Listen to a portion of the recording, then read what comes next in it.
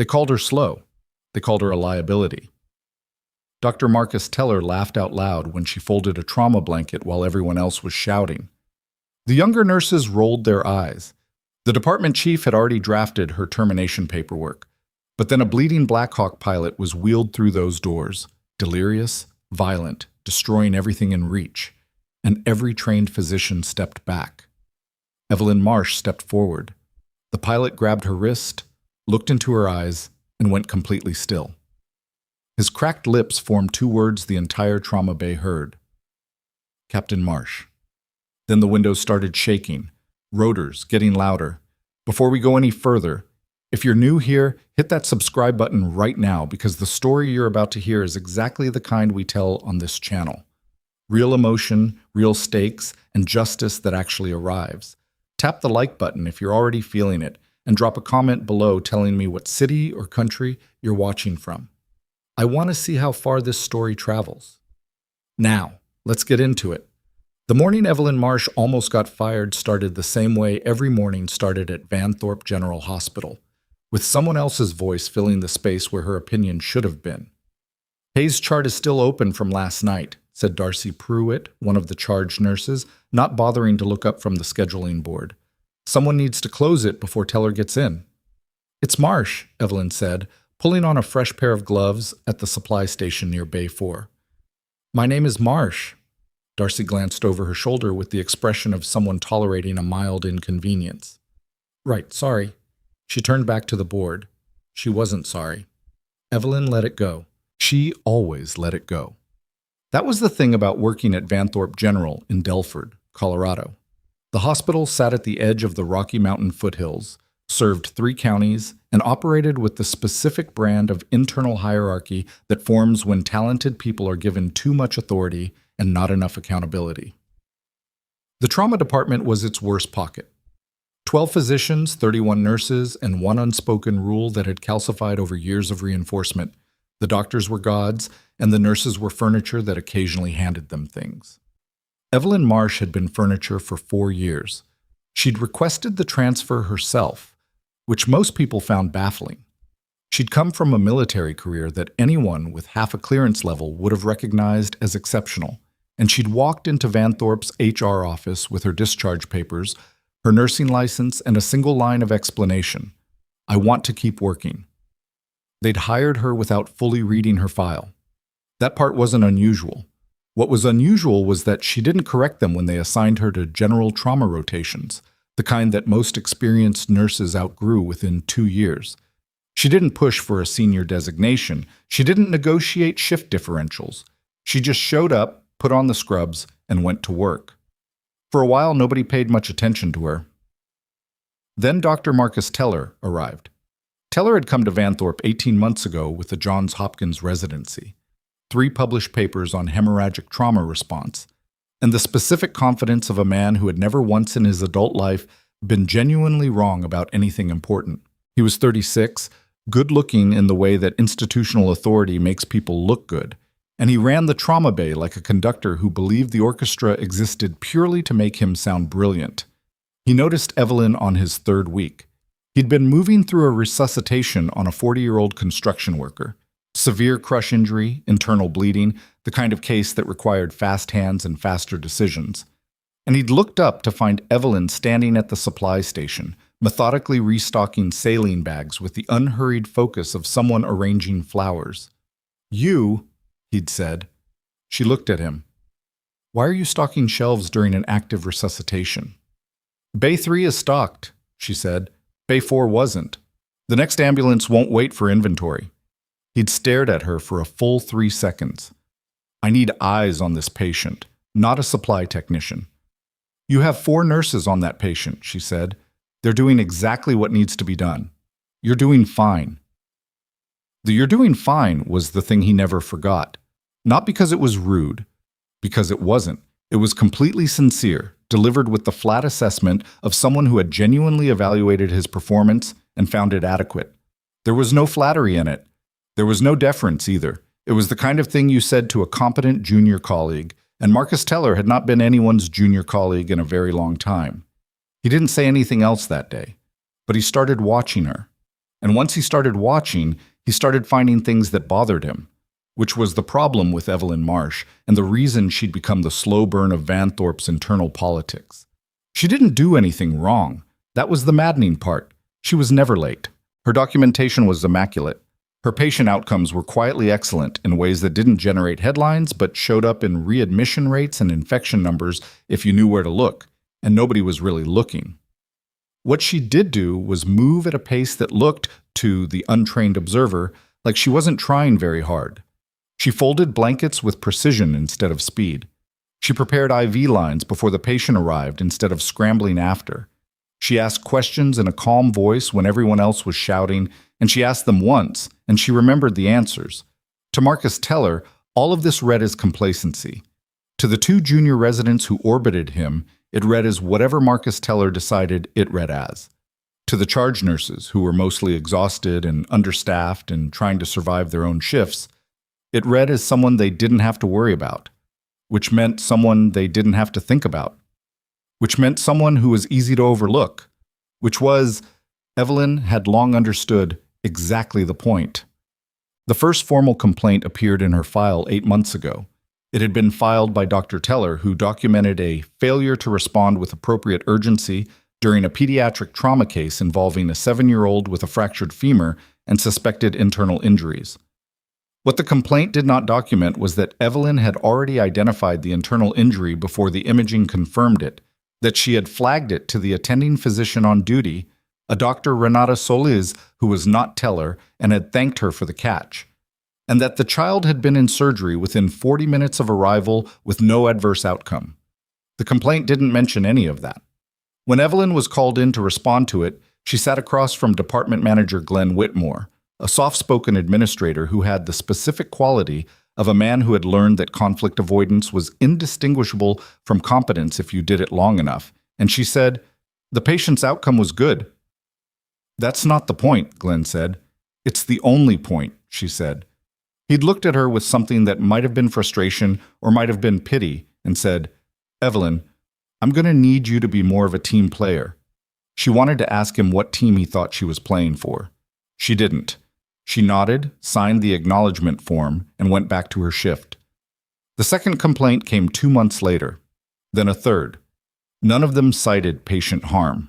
All of them cited demeanor, communication style, and one used the phrase failure to demonstrate enthusiasm for collaborative outcomes, which Evelyn read 3 times because she thought she might have misunderstood it.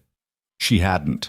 By the time winter hit Delford hard enough to ice over the hospital's parking structure for 3 consecutive weeks, Evelyn had a file that looked to anyone reading it without the patient data alongside it, like a nurse who was coasting toward a performance improvement plan.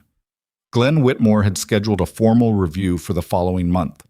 The word termination hadn't appeared in any official document yet, but it existed in the air of every conversation she had with HR, settling like the particular kind of cold that comes not from temperature, but from the withdrawal of warmth.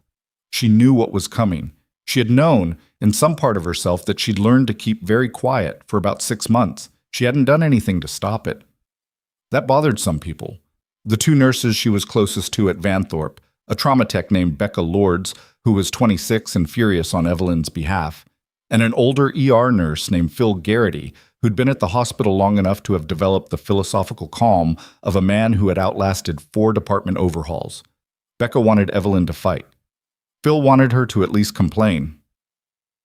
"You have grounds," Becca said one Tuesday morning in the break room, voice dropped but sharp, the way she always talked when she was trying not to make a scene while clearly wanting to make one. "The first complaint was retaliatory. So Liz would back you up. I've talked to her." "I know," Evelyn said. "So why aren't you doing anything?" Evelyn poured coffee into a ceramic mug she'd brought from home. The hospital's paper cups were too thin, and she had always hated the way they transferred heat unevenly.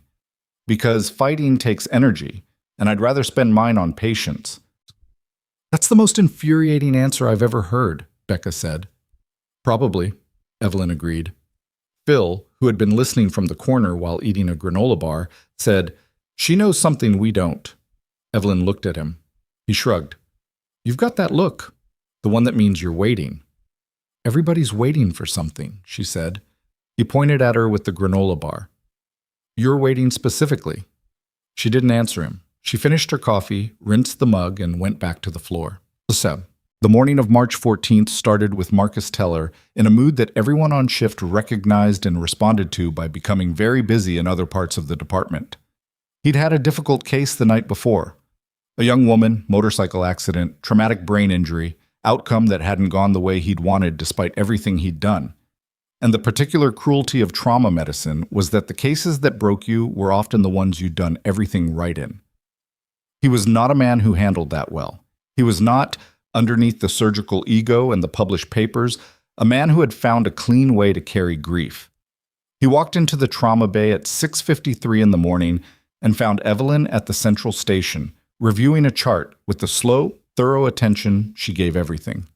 The Delacroix chart has been pending for 11 hours, he said. I'm aware, she said. I was with the patient. The documentation should reflect real-time care. The documentation reflects accurate care. If I'd stopped to document in real time, Mr. Delacroix's pressure drop at hour 8 would have gone unobserved for 4 minutes longer than it did. Something moved across his face.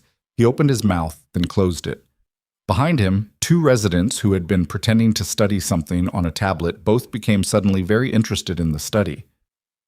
I need faster turnaround, he said finally. You need accurate documentation, she said. Those aren't always the same thing. He walked away without responding.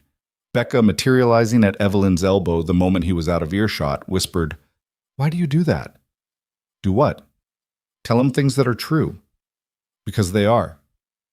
He hates it when you do that. I know, Evelyn said. She turned back to the chart. It was 8:19 when the trauma bay phone rang with the call that changed everything. Mass casualty activation. Highway 36, eastbound interchange, 17-car pileup involving 2 passenger buses and a military convoy vehicle. Estimated casualties 20 plus, with multiple critical. First ambulances en route. ETA 14 minutes. The department shifted into a different mode. Not chaos, not yet, but the particular electric tension that comes before chaos, when everyone is trying to get ahead of what's coming and failing, because what's coming is always faster than the preparation. Teller stepped immediately into command mode, assigning roles with the efficient authority he was genuinely good at in high-volume situations, and Evelyn watched him work and thought, he's going to be fine until it gets personal. She didn't know yet how right she was. She pulled a trauma cart to Bay 2, checked the intubation supplies, counted lines, verified the crash cart was charged. She did it at her pace, which was not slow. It had never been slow, but it looked slow if you were watching for speed instead of economy. Every movement she made eliminated a future problem. Every supply she verified was a decision she wouldn't have to make in 30 seconds when there was blood on the floor. The first ambulance arrived at 8:34, then the second, then 2 more.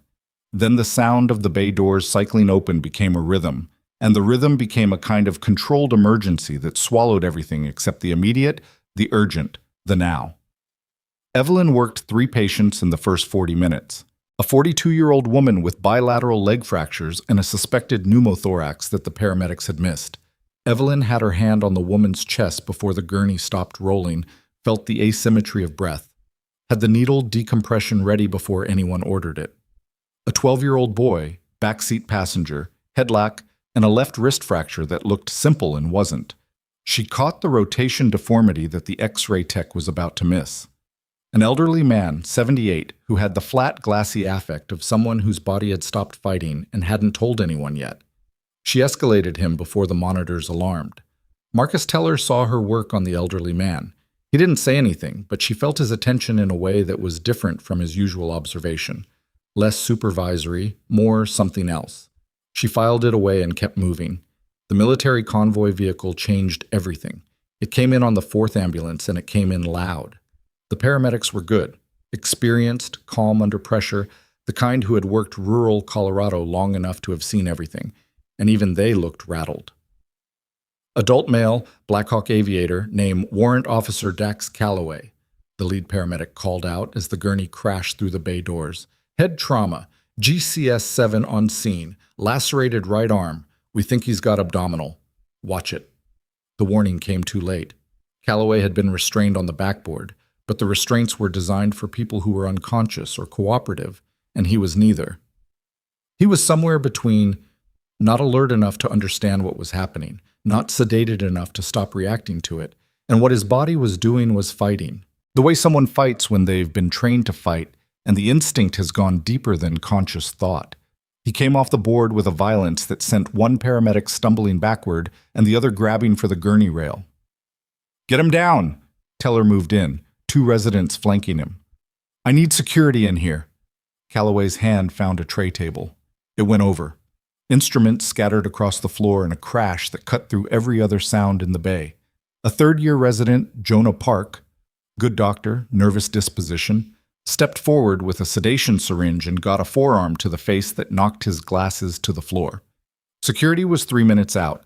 The overhead page had gone out, but the hospital's security team was already stretched across 3 simultaneous situations from the pileup. Teller tried talking to him. "Sir, you're safe. You're in a hospital. We're trying to help you." And Calloway's response was to grab his wrist with a grip that made Teller hiss. "Let go. Let me through." The voice came from the edge of the cluster of bodies, and it was quiet enough that it should have been lost under the noise. It wasn't. There was something in it that created space, not volume, not authority in the performed sense, but the specific quality of someone who has said words in conditions where words were the last available tool and learned to make them land. People moved. Not completely, not immediately, but enough. Evelyn Marsh walked through the gap they'd made. "Ma'am, back off. He's combative." Teller's voice was tight with the effort of maintaining control. She didn't look at him. She was looking at Calloway. He was 31 years old, she guessed. The file would tell her later. With the build of someone who worked at altitude and depended on his body professionally. His right arm was wrapped in a field dressing that was already soaked through. There was blood on his face, temple to jaw, and his eyes were the particular unfocused quality of someone whose brain had been jarred loose from its moorings. He was dangerous right now, in the way that a dog is dangerous when it's hurt and cornered. Not malicious, just cornered. She understood the difference because she had learned it in places where that difference determined what happened next. She stopped 2 feet from him. "Ma'am?" Someone behind her started. "Quiet," she said. The word wasn't loud. It wasn't meant for emphasis. It was just accurate. The sound of someone who needed the noise to stop so she could do her job. And it worked, because the particular authority of someone who knows what they're doing is sometimes enough. Calloway's eyes found her face. She held still. The crashing, thrashing energy that had been driving him began to lose its coherence. She watched it happen. Watched his body recognize, at some level below language, that there was no threat in front of him. That the person standing there was reading him, not fighting him. His grip on the gurney rail loosened. "Hey," she said. Just that. His breathing was ragged. 5 seconds. 10. "Hey." Again. Same flat, calm pitch. "I need you to look at me." His eyes were on her but not focused. She moved 1 step closer, held up both her hands, palms out. Slow, deliberate. "Warrant Officer Calloway, stay with me." Something shifted in his expression. The blankness cracked. "You're at Vanthorpe General in Delford," she said. "There was an accident. Your convoy. You're hurt, and we need to work on you, and the only way that happens is if you give us permission." She paused. "So I'm asking." His mouth moved. Nothing came out. She took another step. She was close enough now that if he'd swung at her, there was no avoiding it. She didn't adjust her posture. She didn't flinch back. She just stayed. "Can you tell me your name?" she said. "Calloway," he said. The word was thick, slurred at the edges. "Dax." "Calloway." "Good," she said. "Warrant Officer Calloway, I'm going to put my hand on your arm, okay?" A long, broken pause. "Okay," he said. She placed her right hand on his left forearm, the uninjured one, with the same light firmness she'd used 10,000 times in places that had no name on any hospital map. His pulse was under her fingers immediately, fast, irregular, telling her things the monitors would confirm in 90 seconds. He was looking at her differently now. The unfocused quality was still there, but there was something else underneath it. Recognition, maybe. Or the ghost of it. His head tilted slightly, the way a person tilts their head when a memory is trying to surface through noise. "Name," he said. Not a question exactly, more like his brain chasing something. "Evelyn," she said. "Last name." The words were coming out slower now, but with more direction, like he was pulling them from somewhere specific. She watched his face. "Marsh." The effect was immediate. Dax Calloway's entire body changed. The coiled, cornered tension didn't leave him. It couldn't, not with a traumatic brain injury still doing what it was doing, but it rearranged itself around something. His eyes, which had been drifting and unstable, locked onto her face with a sudden, desperate focus. "Marsh," he said. Then, lower, "Captain Marsh." The trauma bay went completely silent. Evelyn did not move.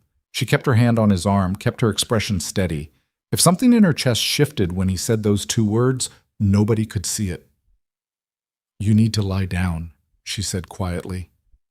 "Can you do that for me?" "You were in—" he started. "Lie down first," she said. "We'll talk after." His eyes stayed on her face for another 3 seconds. Then, with the slow compliance of someone who had found an anchor in the noise, he leaned back against the gurney. The fight went out of him. Not completely. His hand found her wrist and held it with a grip that was more desperate than aggressive. But enough. "Don't go," he said. "I'm not going anywhere," she said. She looked up. Every physician, resident, and nurse in the trauma bay was staring at her. Marcus Teller was standing 4 feet away with an expression she'd never seen on his face, which was the expression of a man who has just watched something happen that he cannot explain and cannot dismiss. Jonah Park had found his glasses and was holding them in his hand, apparently having forgotten he needed them. Becca Lords, Bay 3, had both hands pressed flat against the counter. The only sound in the room was the monitors. Evelyn looked at Teller and said, "I need a portable ultrasound, 2 large-bore IVs, and a CBC with a full metabolic panel, and someone should call CT and tell them we're coming in 10 minutes. A beat of silence. Then everyone moved. She turned back to Calloway, who had not taken his eyes off her face, and she began working with the same unhurried precision she brought to everything.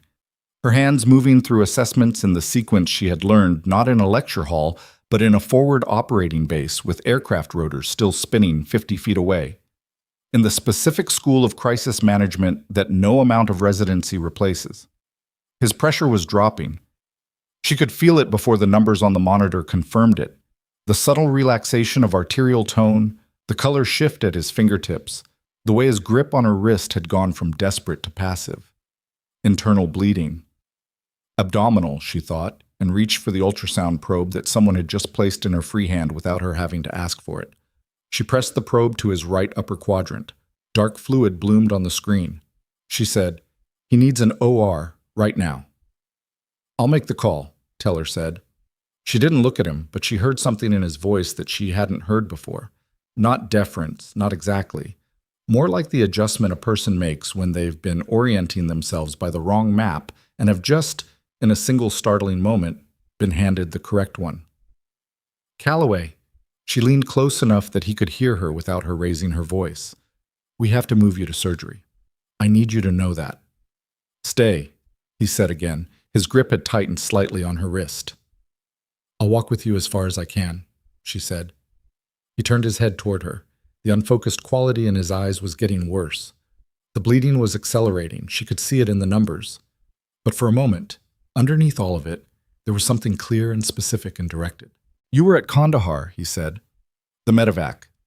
You—" He stopped, swallowed. "4 guys. We thought we were done." She said nothing. "You didn't leave," he said. "You wouldn't. You stayed under fire and you—" His breath caught. The monitors alarmed. She was already moving. "I remember," she said quietly. The words meant only for him. Then the gurney was in motion, and the team was moving, and she kept his wrist in her hand as long as she could, until the OR doors were ahead of them and she had to let go. She stood in the corridor after they took him through. She stood there for exactly 4 seconds. She was not a person who allowed herself more than that. And then she turned around. Marcus Teller was waiting at the end of the corridor. He had his arms crossed and his chin down, which was the posture she had learned of a man who is doing arithmetic he doesn't like the answer to. She walked toward him. From outside the hospital, faint at first but growing with the direction certainty of something intentional, came a sound. Rotors. Not one aircraft. Not a helicopter in transit on a routine path. Multiple. Organized. Getting closer. Marcus Teller turned toward the exterior windows. Through the glass, against the white Colorado sky, 2 Black Hawk helicopters were descending toward the hospital's rear landing area with the controlled purpose of aircraft that are exactly where they mean to be. In the corridor behind her, she heard someone say, "Who called the military?" She didn't answer. She already knew. The rotors were not landing. That was the first thing Evelyn registered. They weren't circling, weren't passing, weren't the routine flyover of a medical transport making a scheduled drop. They were holding, hovering at about 300 feet over the hospital's rear property, which meant whoever was up there was looking at something, identifying it, making a decision. She'd heard that sound enough times in her life to know the difference between a helicopter that was arriving and a helicopter that was watching. Marcus Teller stood at the corridor window with his arms still crossed, but the posture had changed. Less defensive now, more uncertain, which on Teller was almost unrecognizable. He'd built his professional identity on certainty, on knowing what was happening and why. The 2 Blackhawks holding station over Vanthorpe General's rear lot didn't fit into any framework he had for how this day was supposed to go. "Is this related to the convoy?" he asked. "Yes," Evelyn said. He turned to look at her. "How do you know?" She didn't answer him, not because she was being evasive, or not entirely, but because the answer was long and he wasn't ready for it, and right now there were more important things. She was already running logistics in her head. Callaway and surgery, the OR team dealing with abdominal hemorrhage, the mass casualty situation still active in the bay with 11 patients stabilized and 3 still in process, and now the question of who was in those aircraft and what their arrival protocol was going to require from her. She said, "I need to check on the remaining critical patients. The helicopters will sort themselves out." Evelyn, but she was already moving, and Marcus Teller was not a man who chased people down corridors, so he didn't. Becca caught up with her at Base 6, where a 23-year-old with a spinal precaution hold was starting to show signs that the hold was going to matter more than anyone had initially thought. Becca fell into step beside her, which was how Becca communicated urgency. She didn't ask questions standing still, she moved. "The military helicopters," Becca said. "I see them." Dr. Teller just called Glenn Whitmore. That was predictable. Teller's instinct when confronted with something he didn't control was to escalate to the person nominally responsible for controlling it, regardless of whether that person could actually do anything. Glenn Whitmore, confronted with 2 Blackhawks hovering over his hospital, would have exactly the same response he had to every crisis. He would ask someone to send an email about it. "Okay," Evelyn said. "Is there something you want to tell me?" She stopped at Base 6, picked up the chart, scanned it. The spinal patient, a woman named Adez Okafor, 31, had been boarded and collared at the scene, right call, but the secondary assessment had been rushed in the chaos of intake. Evelyn ran her eyes down the documented neurochecks and found the gap she'd been afraid she'd find. The last check was 40 minutes ago. "I need a neurocheck on Okafor, full assessment," she said. "I'll do it," Becca said. "Evelyn, is there something, Becca?" She looked up. "Do the neurocheck." Becca looked at her for a long moment. Not hurt, not angry. Becca was too pragmatic for either in the middle of a shift. Just looking, trying to read the space between what Evelyn was saying and what she wasn't. "Okay," she said finally, and went to the patient. Evelyn finished the chart review and was moving toward Bay 8 when she heard the sound change. The rotors dropped in pitch and volume, which meant the aircraft were descending. Both of them, in sequence. The rear landing area at Vanthorpe General was designed for 1 medical helicopter at a time, but military Blackhawks didn't require the same clearances as civilian craft, and whoever was flying them had apparently decided the design specifications were a suggestion. Through the exterior window at the end of the corridor, she watched both aircraft settle. She turned away before the doors opened. There were still patients who needed her.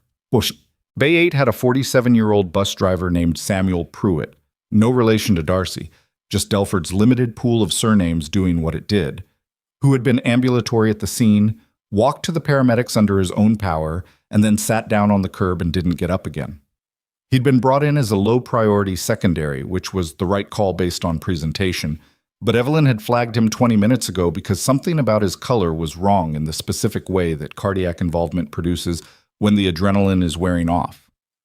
The attending on him was a second-year resident named Kira Vasquez, who was technically competent but still in the phase of her training where she trusted the numbers more than her own perception, which meant she trusted the initial EKG that had come back unremarkable and hadn't pushed for the repeat.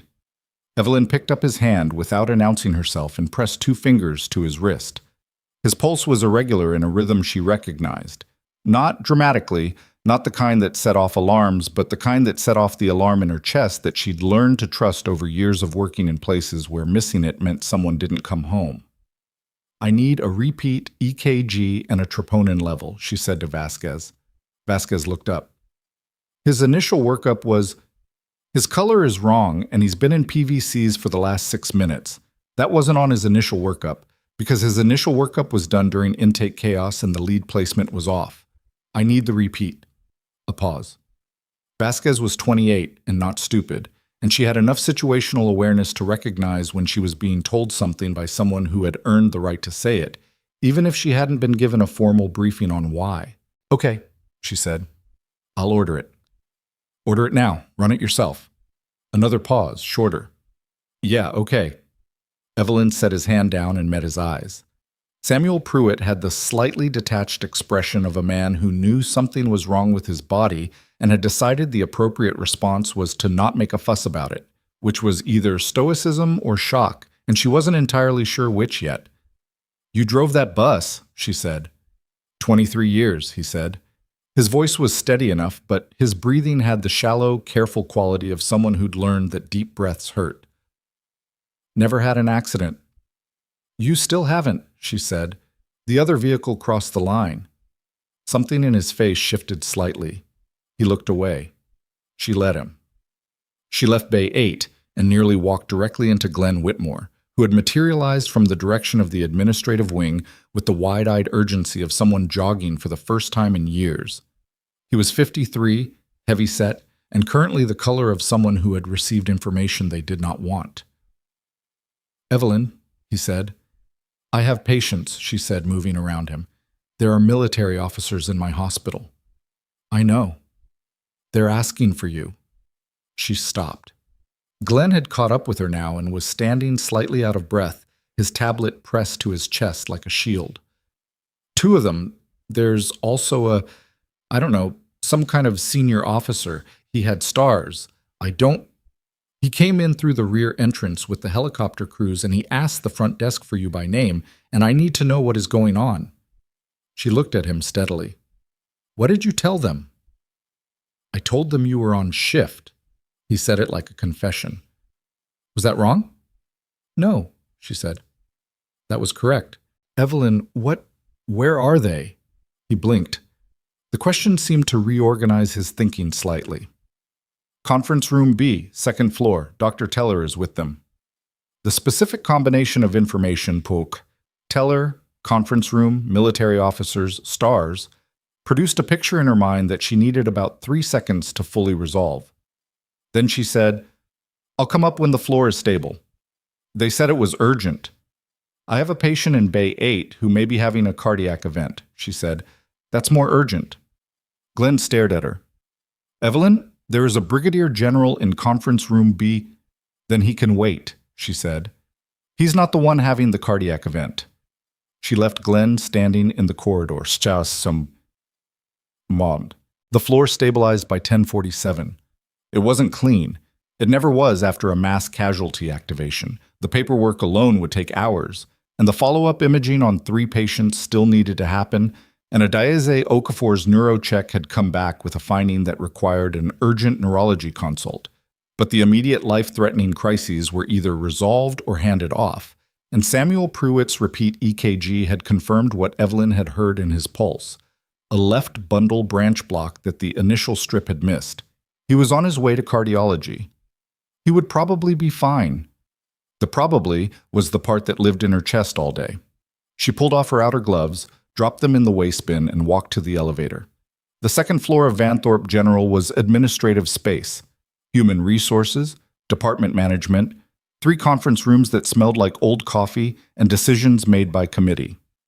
Conference room B was at the end of the hall, and she could see from 20 feet away that the door was closed, which meant she was walking into a room where things had already been said without her. She pushed the door open. The first person she saw was Marcus Teller, seated at the far left of the conference table with his hands flat on the surface in front of him and the expression of a man who has been told something that required him to recalibrate everything he thought he knew about the room he'd been standing in for a year and a half. He looked up when she entered. The second person she saw was Glenn Whitmore, who had apparently beaten her up here, standing near the window with his tablet and his anxiety. The third person, seated at the head of the table, with the casual authority of someone who had never in his adult life needed to perform authority because he simply had it, was a man in Army service uniform with a single star on each shoulder and the ribbon stack of someone who had spent 30 years doing things that earned ribbons. He was 58, maybe 60, with close-cropped gray hair and the particular stillness of career military men who had learned that economy of movement was a form of communication. Brigadier General Thomas Aldrin looked at her when she walked in, and he stood up. Not formally, not the snap of parade attention, but the automatic standing of a man who stood when certain people entered a room. It was instinctive enough that he may not have been fully conscious of it. Beside him, 2 men in uniform, a lieutenant colonel and a captain, both aviation branch, did the same. "Captain Marsh," Aldrin said. The room was very quiet. Marcus Teller's jaw had done something complicated. "General Aldrin," she said. He crossed the room and extended his hand, and she shook it, and his grip was firm and brief in the way of someone who shook hands for professional reasons and not as a social performance. "Heard you had some excitement this morning," he said. "Still ongoing," she said. Calloway's in surgery." "I know. I spoke with the OR. They say it's going well." "Partially because of this nurse," Glenn Whitmore said, apparently recovering from whatever had struck him silent. Aldrin looked at him with mild patience. "Yes, I'm aware." He looked back at Evelyn. "I want to talk to you, but first," he glanced at Teller. "There are some things I want these gentlemen to hear as well." Teller said, "I'm sorry, Can someone explain how you know each other?" The lieutenant colonel, whose name tag read Ferris, said, "Captain Marsh served with the 161st SOAR. That's the Special Operations Aviation Regiment. She was a flight medic and trauma specialist attached to forward medical units in 3 combat theaters over an 11-year career." Teller said, "She's a nurse." The word wasn't dismissive, or it wasn't entirely, which was its own kind of problem. It was more like he was trying to reconcile a category with new information that didn't fit the category, and his brain was producing friction. "She's a captain," Aldrin said simply, "retired, with a record that, if you had asked HR to pull her full file when she applied here, would have answered a great many questions about why her patient outcomes are what they are." Glenn Whitmore had gone a specific shade of pink. "We didn't eat," he started. "I know you didn't," Aldrin said. Not accusatory, just accurate. "That's partly why I'm here." He gestured toward the table, and they all found seats, Evelyn at the side rather than the head, which was where she generally put herself, at the edge of the frame rather than the center. Old habit.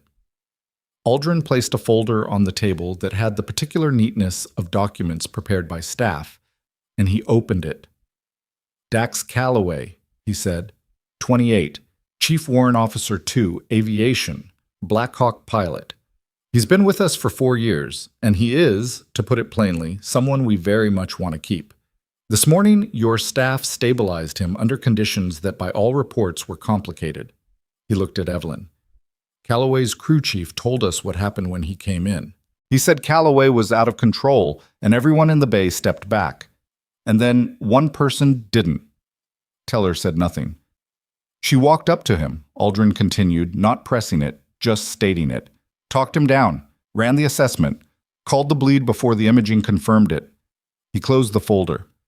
"That's not luck. That's not nursing. That's a skill set you build in very specific environments." Evelyn said, "He would have settled for anyone who knew how to approach it." "You're being modest," Aldrin said. I'm being accurate, she said. He was responsive. He wasn't in a state where nothing could have worked. Any trained flight medic would have gotten the same result. You're the one who was here, Ferris said. She didn't argue with that. Marcus Teller had been quiet for a while, which was unusual enough that people kept glancing at him to check. He was looking at the table, then at her, then at the folder, running some private accounting that his face was only partially concealing. She had worked alongside him for 8 months, and she had never seen him look uncertain. She wasn't sure uncertain was the right word even now. It was more like he was standing on a floor he'd thought was solid, and had just discovered there was a different floor underneath it. The complaints, he said. Everyone looked at him. He said it again, differently. The performance complaints. In her file. Aldrin looked at Evelyn. She looked back at him with the expression of someone who had decided not to perform emotions they weren't currently feeling. What about them? Aldrin said. Teller looked at Glenn. How many are in there? Glenn shifted. 3 formal complaints and 1 informal. Filed by who? Glenn said nothing. Filed by me, Teller said, flatly, stating it as fact because it was a fact, and there was no operational value in obscuring it. 3 of them are mine. The 4th is from a supervisor who was... He stopped. Acting on what I said. The room was quiet for long enough that the sound of the hospital's ventilation system became audible. Aldrin said, I see. They didn't cite patient harm, Teller said. Nothing in the file shows patient harm. No, Aldrin agreed. What they show is a pattern of documentation targeting someone whose methods you didn't understand. He wasn't raising his voice. He didn't need to. In the military, we call that a command climate problem. I imagine in healthcare it has a different name. Glenn said, We have a process for Mr. Whitmore. Aldrin didn't look at him. I'm not asking you to do anything right now. I'm telling you what I see. He closed the folder. I'm also telling you that Warrant Officer Calloway named Captain Marsh specifically in the field report that will go to my JAG office and to Army Medical Command as part of the incident documentation. He stood up, which meant the meeting was over, and when a brigadier general stood up, you stood up too. She saved his life today. That's going to be in writing, and the writing is going to go places. He extended his hand to Evelyn again. You need anything from us, he said. You call. You have my direct line. You had it before, and the offer is still standing. She shook his hand. Thank you, General. Thank you, Captain. He left, with Ferris and the captain behind him, and the 3 of them walked out of Conference Room B with the specific efficiency of people who have done what they came to do.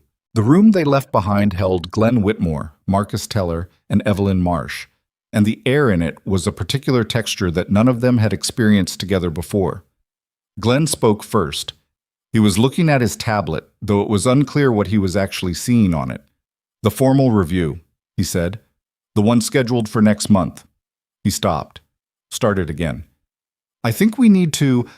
I'm going to recommend that it be postponed, pending... Glenn, Evelyn said. He looked up. I have to go check on my patients, she said. She left him standing there. The walk back down to the trauma floor took 4 minutes, which was enough time for the specific clarity that had been sitting behind her sternum since Calloway's gurney came through the doors to begin doing what clarity always did. It complicated itself.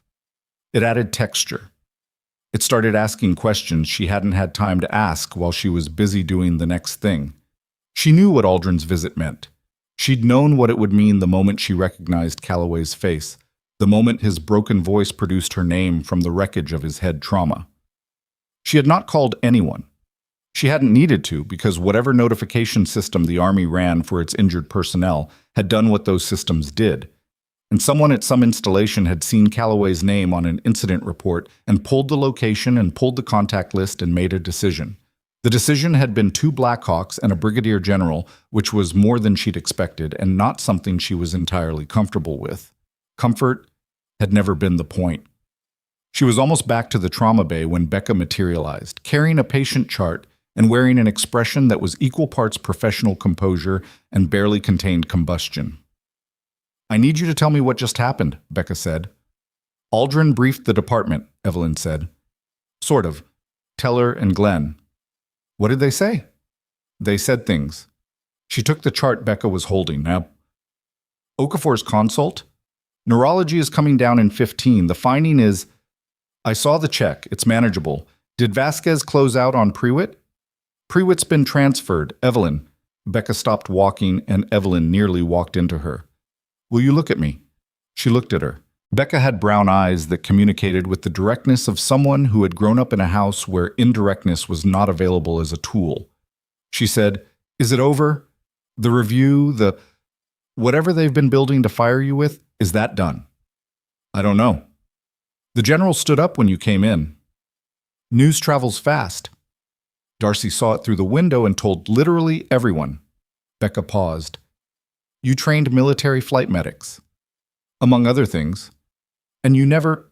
Becca stopped herself. The question was too large for the corridor. She tried again, smaller. Why didn't you say anything? Evelyn looked at her for a moment. There was a real answer to that question. Several of them, layered over each other, like the geology of a landscape, each layer deposited in a different year.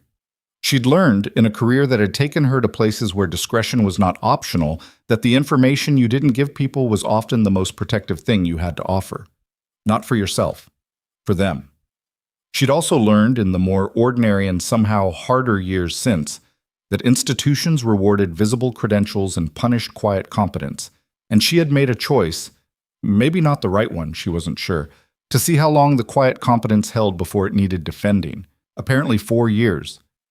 It wasn't relevant, she said. Becca stared at her. It was completely relevant. Not to the patients, she said, and moved past her. The trauma bay had come down to a manageable level. 4 patients still being monitored, 1 pending discharge, the post-mass casualty cleanup that always looked worse than it was because blood spread visually in ways that didn't reflect actual volume. She picked up where she'd left off, moving through the bay in the same unhurried loop she always ran, checking on each patient in sequence, noting what had changed, adjusting what needed adjusting. Phil Garrity found her at Bay 3, working through a dressing change on an older gentleman with a lacerated forearm who had fallen asleep despite everything. Phil was doing what he always did after high-acuity situations, standing in a quiet corner eating something from his pocket, in this case a slightly crushed protein bar. He watched her work for a minute. Hell of a morning, he said. Yep. Teller's been in his office since he came back from the 2nd floor. Okay. Door closed. She pulled the last piece of tape and cut it clean. Phil. Yeah. You knew. He thought about it. I knew something, he said. The way you move, the way you assess. You don't move like someone who learned medicine in a classroom. Lots of people don't. The way you handled Callaway. He ate a bite of protein bar. That's not an ICU skill. That's something else entirely. He paused. I didn't know it was military. I thought maybe… He shrugged. Doesn't matter what I thought. She checked the patient's pulse at the wrist. Sleeping, stable, good color, and began charting the dressing change. You were waiting, she said. His words from the break room, weeks ago. He smiled slightly. Told you. She almost smiled back. Not quite.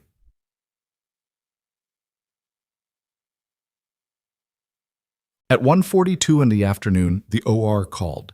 She took it at the central station, and the voice on the other end was Dr. Vince Aquino, Van Thorpe's senior general surgeon, who had the specific telephone manner of someone who had given a lot of news in both directions and had learned to lead with the outcome. Your patient is out, he said. Splenic laceration, grade 3. We repaired it. He's in recovery. Lost about 800 cc's, but he came up well from anesthesia, and his neuro is better than what came in. They're thinking the head trauma is mostly concussive, no bleed. Thank you, she said. He's asking for you, Aquino said. There was a pause. He specifically said, and I want to be clear that I'm quoting, the nurse with the steady hands. I'm assuming that's you. Tell him I'll come up when the floor allows it. You want to tell him yourself, I'll patch you through. That's okay, she said. He needs to rest. She hung up and stood at the station for a moment with her hand on the receiver, and the feeling that moved through her was not triumph. It was closer to the feeling she'd learned to recognize after successful field extractions. The specific, exhausted relief of a person who has done the thing they came to do and is now standing in the strange silence on the other side of it, not sure what to do with their hands. She picked up the next chart. Marcus Teller came out of his office at 3:15. She was at Bay 1, reviewing the post-mass casualty documentation with Vasquez, walking the resident through the documentation she'd flagged as incomplete. Not as a correction, but as instruction, because Vasquez was going to be a good physician if she made it to the other side of residency, and the incomplete assessments were fixable now. Teller came through the bay and stopped near the counter, and she was aware of him but didn't stop what she was doing. Vasquez, who was aware of approximately every social dynamic in the room at all times, in the way of someone whose survival had depended on it, said, "I can finish this and come find you?" "No," Evelyn said. "Stay. You need to see this." Teller waited. She finished the walkthrough with Vasquez, sent her to complete the documentation, and turned to him. He looked like someone who had spent 2 hours in his office doing something uncomfortable and had come out having made only partial progress. His arms were at his sides, which was unusual. He generally did something with them to take up space. He said, "Calloway is out of surgery." "I know. Aquino called." "Good outcome." "Yes." He was quiet for a moment. She waited because that was what you did when someone was working up to something that didn't come easily to them, and because she was not the kind of person who filled silences with noise. "I've been thinking," he said, "about the complaints." "Okay." "The third one, the last one I filed. You'd flagged a patient's deterioration, and I overrode your escalation request." He stopped. "The patient was fine, but not because my assessment was better. I got lucky." She said nothing. "You didn't file a counter-complaint," he said. "No." "Why?" She looked at him steadily. "Because I was more interested in what would happen next than what had already happened." He didn't seem to know what to do with that. He looked at the counter for a moment, then back up. "I'm going to speak to Glenn about the file." "That's your choice to make," she said. It's the right thing to do. It's not." He stopped again. He was not smooth with this. She had expected him to be smoother, and he wasn't, which was the most human she had ever found him. "I filed those complaints because you made me uncomfortable. Not because your care was deficient. I knew that, and I filed them anyway." She said, "I know." Something crossed his face. "You knew I knew?" "Yes." "That doesn't He exhaled. "That doesn't bother you?" "A lot of things bother me," she said. "I've learned to be selective about which ones I spend energy on." He stood there for another few seconds, then nodded, not in agreement exactly, but in the way of someone who has received information they need time to process and is acknowledging receipt. He walked back toward his office. At the door, he stopped. Didn't turn around. "The patient in Bay 6 this morning," he said. "Okafor, the neuro find." "Vasquez is managing it," Evelyn said. "I know. I saw the chart." A pause. "I wouldn't have caught it." She didn't respond. He went back into his office. Basid. At 4 o'clock, a hospital security officer named Torres came to find her. He was 24, one of the newer hires, and he had the slightly overwhelmed quality of someone who had started his shift expecting a normal Tuesday and had instead gotten whatever this had been. He said, "There's someone asking for you at the front desk, military guy. Not the general, younger. He said he's from Calloway's unit, and he has something to deliver." She followed Torres to the main entrance, where a staff sergeant in ACS was standing with the specific patient stillness of military personnel who had been told to wait and were waiting. He was holding a sealed envelope. "Captain Marsh," he said. "That's not my rank here," she said. "I'm a civilian employee." "Yes, ma'am." He held out the envelope. "From General Aldrin's office. He said to make sure you received it personally." She took the envelope. Her name was on the outside in the flat, administrative font of official military correspondence. Beneath her name, in smaller text, RE. Formal recognition. Incident of March 14th. She looked at it. He also said, the staff sergeant continued, that the formal ceremony is optional. He said, and I'm quoting exactly, ma'am, because he told me to. He said, she'll probably say it's unnecessary, and tell her I know that, and tell her to come anyway. She almost laughed.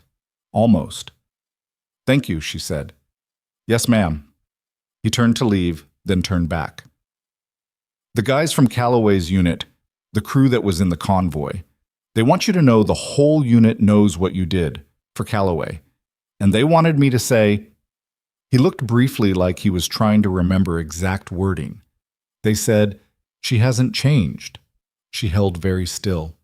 Thank you, she said again. Her voice was exactly the same as it always was. She walked back into the hospital with the envelope in her hand. She was halfway to the nurse's station when her radio crackled. The universal tone of a priority page that cut through everything else.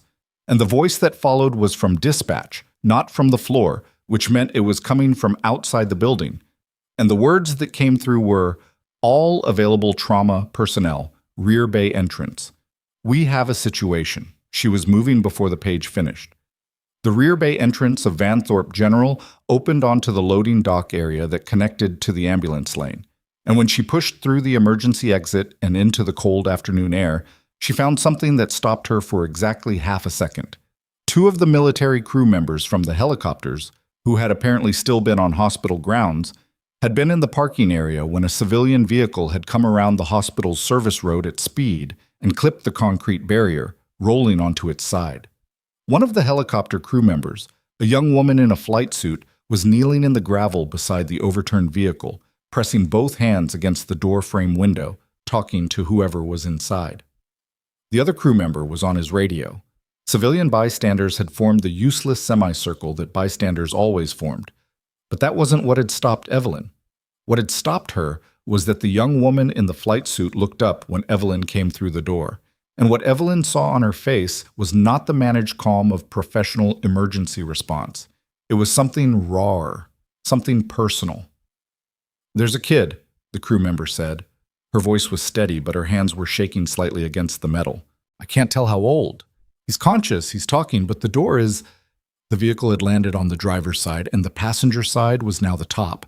And the passenger side door was buckled in a way that suggested the child inside was accessible only through a window that was partially obstructed by the way the roof had crumpled. Evelyn crossed the gravel, went to her knees beside the crew member without a second's hesitation. Through the window, in the awkward, rotated interior of the vehicle, a boy of maybe 8 years old was looking up at her. He had a cut on his forehead, shallow, the kind that bled impressively and meant very little, but his right arm was bent at an angle that meant something considerably more, and from inside the vehicle came the smell that hit her like a wall, fuel. Not spilled fuel, leaking fuel, the kind that had a direction and a destination. Hey, she said to the boy, pressing her face to the window. What's your name? Oliver, he said. He was trying very hard not to cry, which was its own kind of bravery. Oliver, I'm Evelyn. I'm a nurse. She assessed the window frame, the gap, the angle of his body inside. Her mind was running calculations that didn't feel like thinking. They felt like the body doing what it had learned to do. Can you move your left arm? He moved it. Good. Are you buckled? The buckle won't... That's okay. I'm going to get you out. I need you to do exactly what I say. The fuel smell was getting stronger. She turned to the crew members, the bystanders, Torres, who had followed her out. I need a blanket or a jacket, and I need everyone who isn't helping to move 20 feet back. She looked at Torres. Get fire and EMS on that radio right now and get a crash cart to this door. Torres moved. The crew member in the flight suit pulled off her jacket without being asked and handed it over. Evelyn looked at the window. Then she heard it. The sound that compressed every other sound in the moment to nothing. The specific, small, unmistakable tick of metal contracting around heat. The tick came again, 2 seconds after the first. Slightly louder, the sound of metal finding a new shape as heat moved through it from somewhere underneath the vehicle's chassis. Evelyn did not look for the source. Looking for the source cost time she didn't have, and she already knew what it meant. a fuel line compromised in the rollover, something hot enough to warm the metal above it. Not fire yet, but the condition directly preceding fire, which was its own category of urgency. She covered the window frame with the flight suit jacket, wrapped it around her forearm, and looked at Oliver through the gap. "Oliver, I need you to put your left hand up toward me." He raised it, shaking. She got her arm through the gap, found his wrist, wrapped her fingers around it. His skin was cold and his pulse was fast, and his eyes were tracking her, which was good. Tracking meant coherent, and coherent meant she had a workable situation. The right arm was the problem. It was bent against his body at the angle that told her the radius had snapped, possibly both bones in the forearm, the kind of fracture that hurt with a constancy that overwrote other sensations, and the question of whether she could extract him through the window without that arm catching on the frame was a spatial problem she was solving in real time. "When I pull, I need you to tuck your right arm against your chest," she said, "like you're hugging yourself. Can you do that?" His face went tight with the anticipation of pain. "It's going to hurt." "Yes," she said. "It's going to hurt. I'm not going to tell you it won't." Something in him settled at that, the honesty of it, the absence of the reassurance that children learn to distrust when they're scared enough to know better. He nodded. Behind her, the military crew member, her name tape read Solano, had both hands on the bottom edge of the window frame, bracing to help. Torres was on the radio 8 feet back. The smell of fuel had gone from present to urgent. "On 3, Evelyn said. 1, 2. She pulled on 2. The rule she'd learned from the first medic who ever trained her, a 50-year-old warrant officer who chewed gum constantly and never raised his voice, was that you counted to 3 and moved on 2.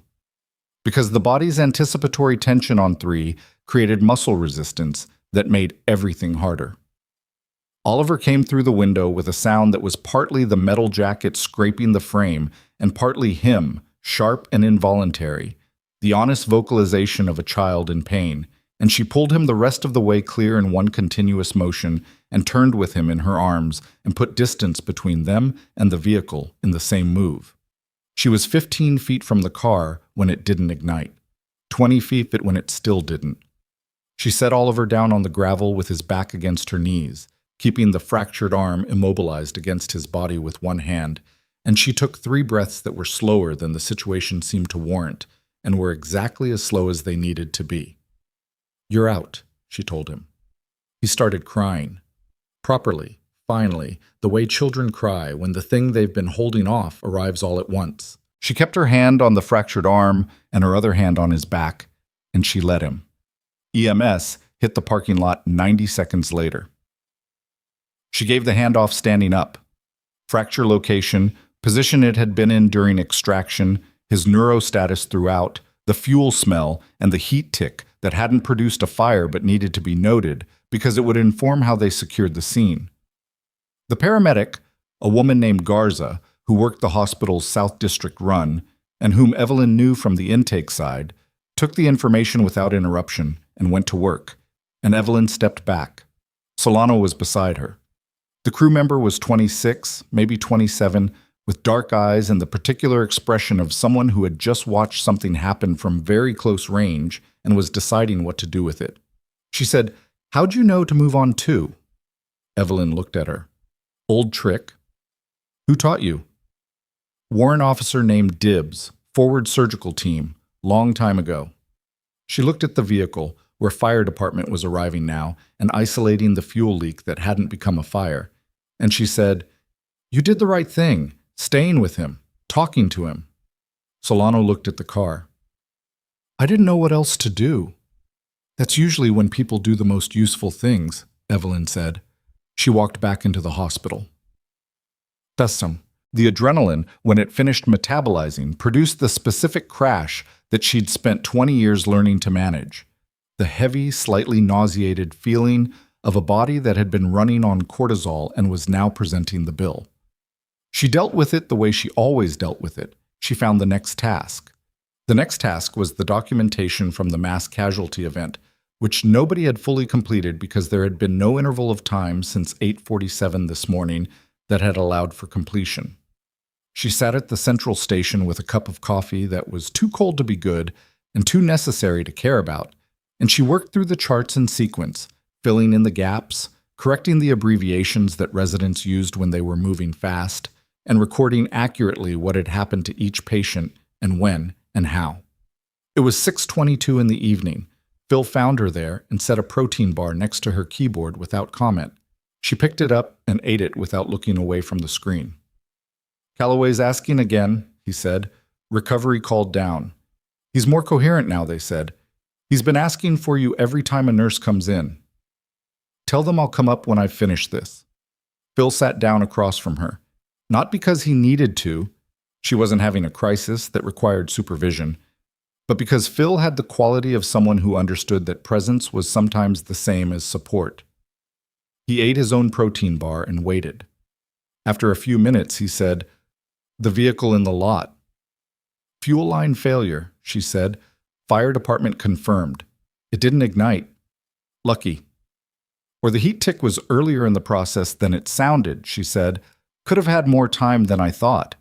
She typed for a moment. "Could also have had 30 seconds. Phil was quiet. "Either way," she said. "Either way," he agreed.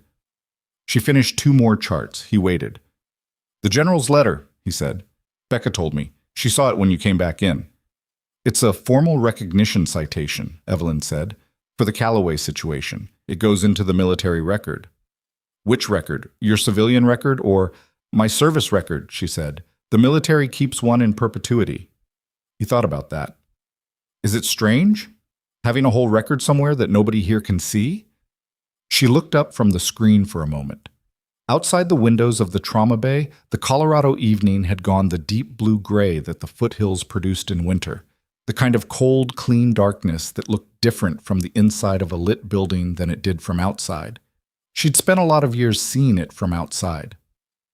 "Sometimes," she said. He nodded, which was the right response. At 7:40, she went upstairs.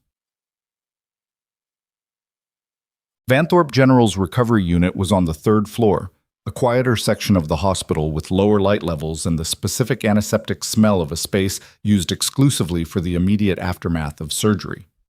Calloway was in room 7, which she found by following the corridor numbers rather than asking at the desk, because asking at the desk required a conversation she didn't want to have yet. She pushed the door open. He was awake. His color was better.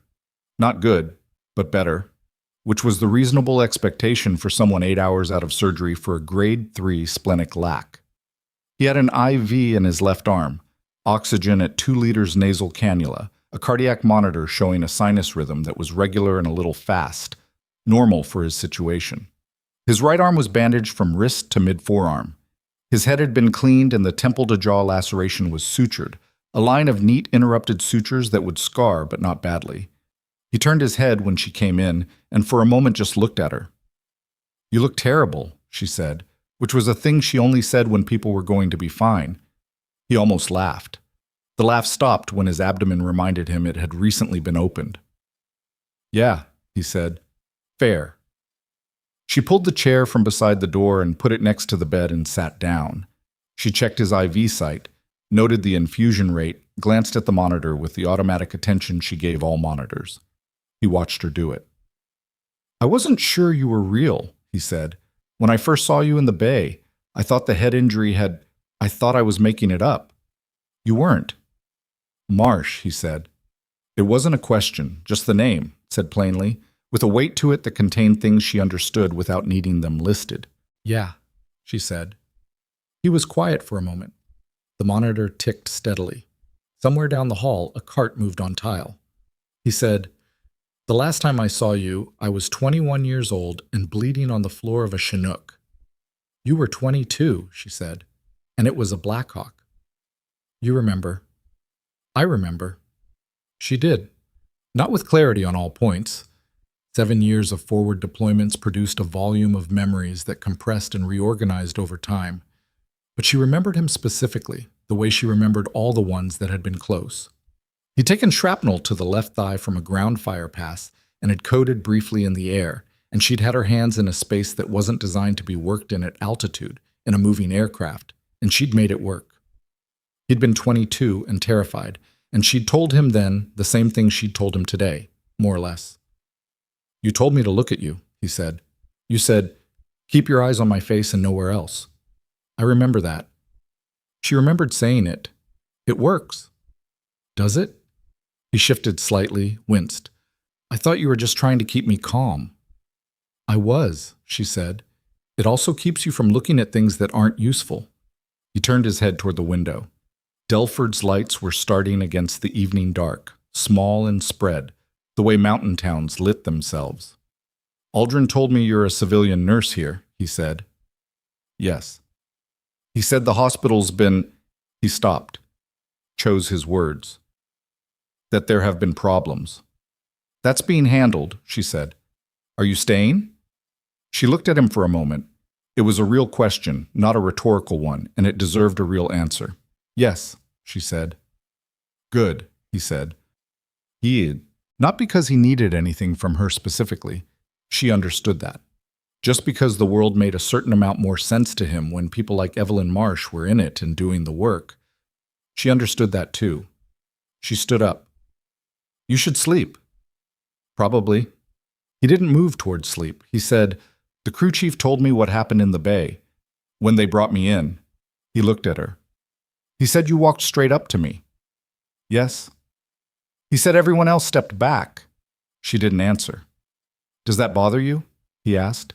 "When that happens?" She picked up the chair and returned it to the wall. "What bothers me," she said, "is when the result is bad. The rest is just process." She left him there and took the stairs back down. Marcus Teller was in the corridor outside the trauma bay at 7:58, and he had the look of a man who had been working toward something for 2 hours and had finally arrived at it without being entirely sure it was the right destination. He was holding a printed document, which was unusual for him. He did almost everything digitally, and the document was Glenn Whitmore's performance review template. Evelyn saw what it was from 10 feet away. He held it out to her. "I wrote a counterstatement," he said, "to go in your file, withdrawing the complaints and providing context for what was actually happening with your patient outcomes." He paused. "Glenn has a copy. HR has a copy. This is yours." She took it. She didn't read it in front of him. She folded it once and put it in her pocket and looked at him. "The formal review next month," he said. "Glenn's canceling it. He said..." He cleared his throat. "He said it was the right thing to do given new information. That's how he's characterizing it." "New information? That's fine," she said. "It's not really..." He stopped. "The information wasn't new. The information was always there. We chose not to look at it." She held his gaze and said, "I know that." He nodded. He was doing the internal accounting again, the one she'd watched him run all day. He was a good doctor who had used institutional power badly, and he was standing on the other side of that now, trying to figure out how to carry it. She didn't feel sorry for him. She also didn't feel vindicated in the way that the situation seemed to call for. What she mostly felt was tired, and underneath tired, something quieter. The particular satisfaction of a long-held position finally proving itself, which wasn't triumphant so much as structural, like a wall that had been under pressure for years and had simply not moved. "Starting next week," he said, "if you're willing, I'd like you in on the protocol review for our mass casualty intake assessment. The pediatric flag system has gaps. You identified them today." A pause. "Twice?" She said, "Yes, I can do that." He walked back toward his office. At the door he said without turning around, "The boy from the parking lot." "Oliver," she said. "His mother called the desk.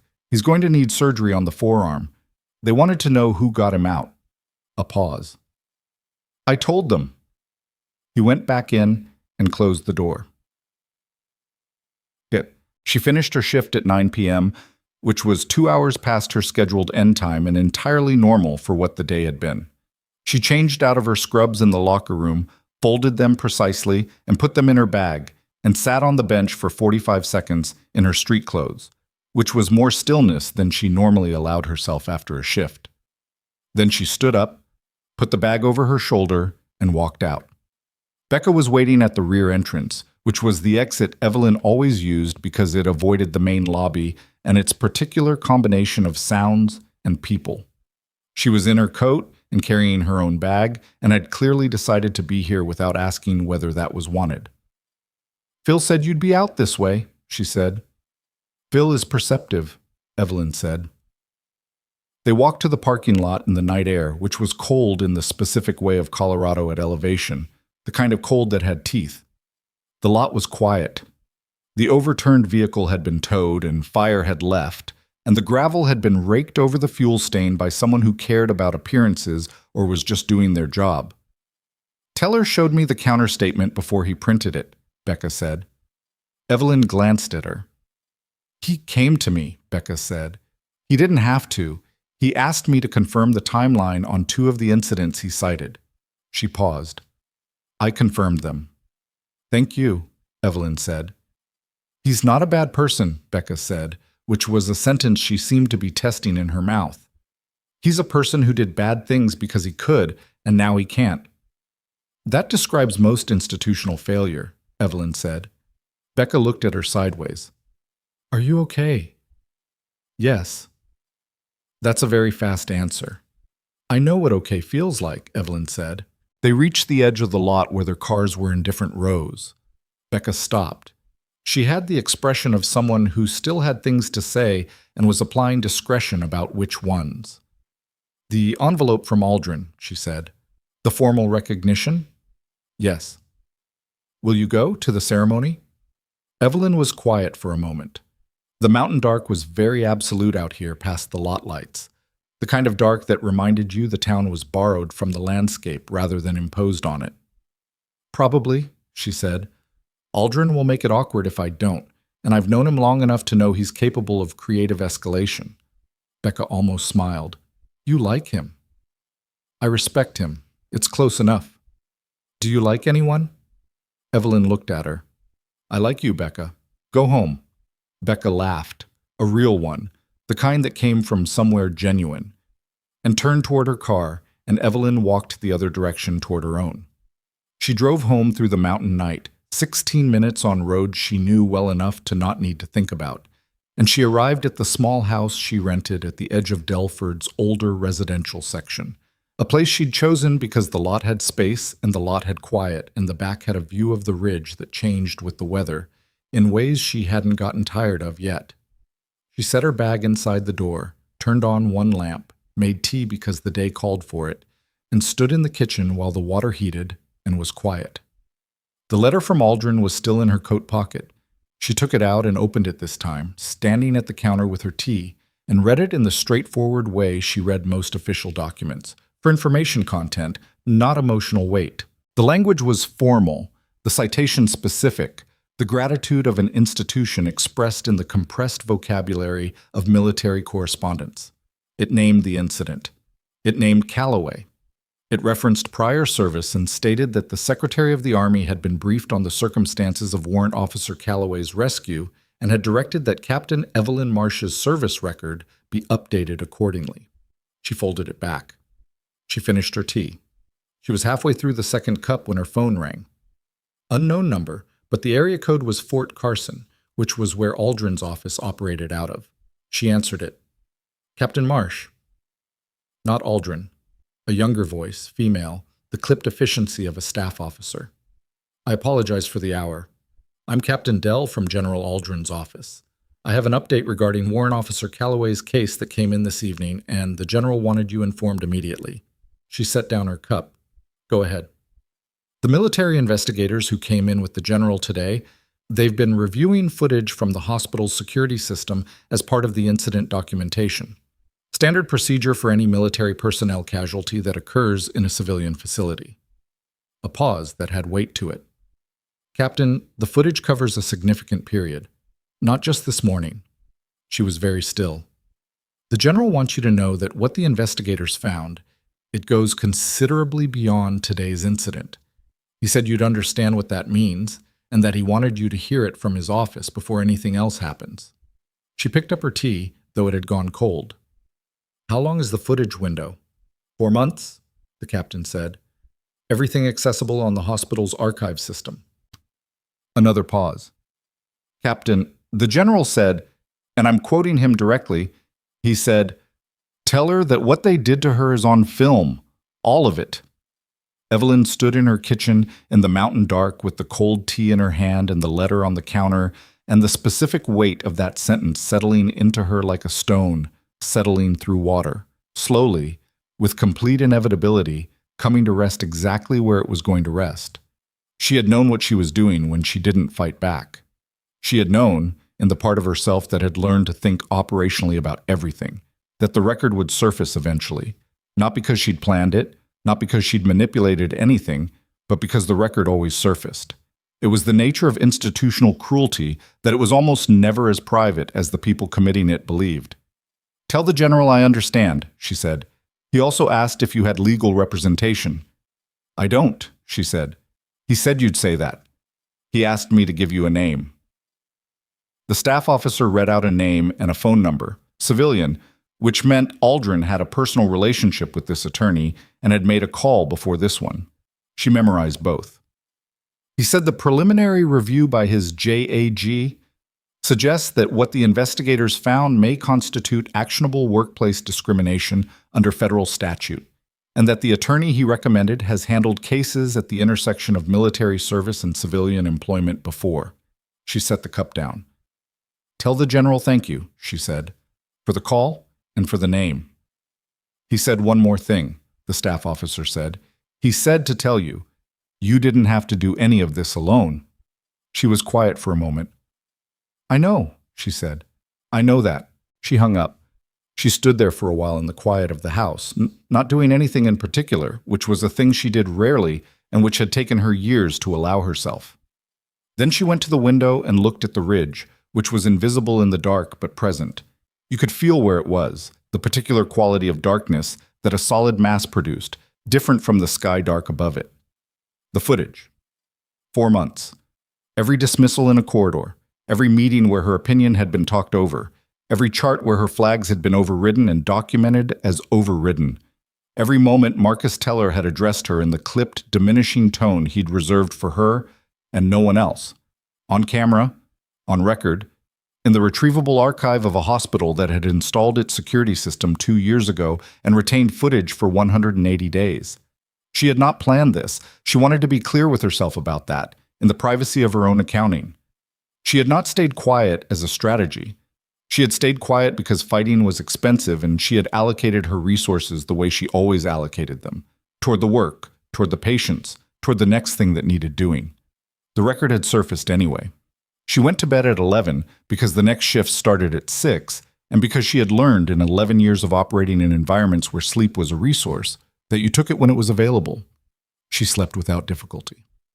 Morning arrived with the specific brutality of winter at altitude.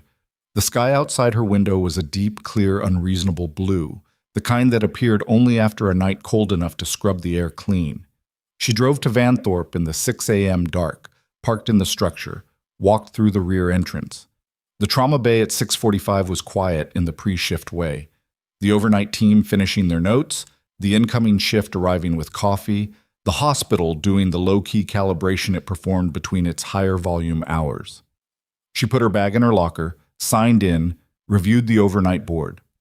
3 patients still on monitoring holds from yesterday's mass casualty. Okafor's neurology consult had progressed. She was stable and had been moved to a regular ward bed. Calloway remained in recovery, which was expected. They'd keep him 2 more days minimum before considering transfer to a military medical facility.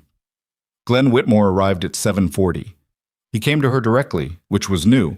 Glenn had always operated on the principle that difficult conversations were best had in scheduled settings with documentation present, and coming to her in the middle of the floor without an appointment suggested that something had moved outside his comfort zone. He was carrying a folder. "The investigators," he said, "have been in contact with hospital legal." "I'm aware," she said. She kept her eyes on the chart she was reviewing. "Evelyn, I have 7 patients to cover this morning," she said. "Can we do this at 11? I have a window at 11. He stood there for a moment with the folder and his anxiety.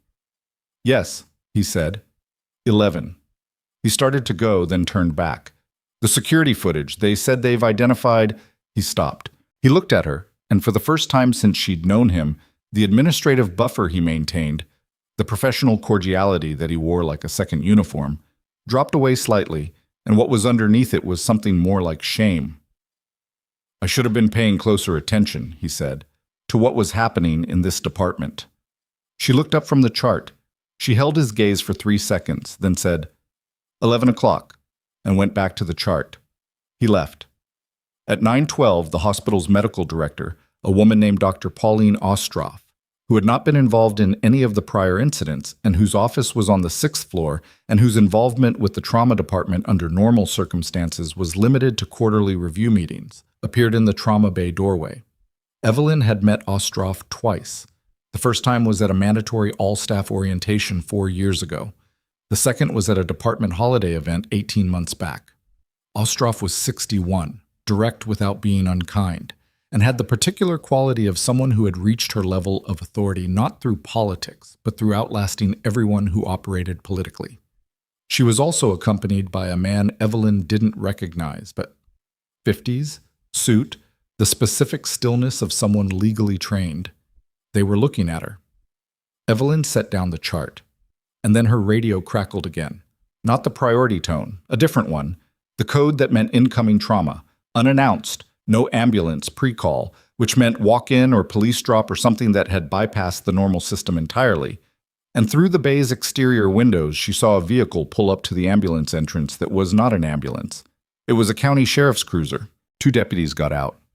Then a third person from the back, not restrained, not a prisoner, a woman, 40s, who was walking under her own power but barely, one arm wrapped against her body, and a bruising pattern on the left side of her face that Evelyn could read from 20 feet through glass.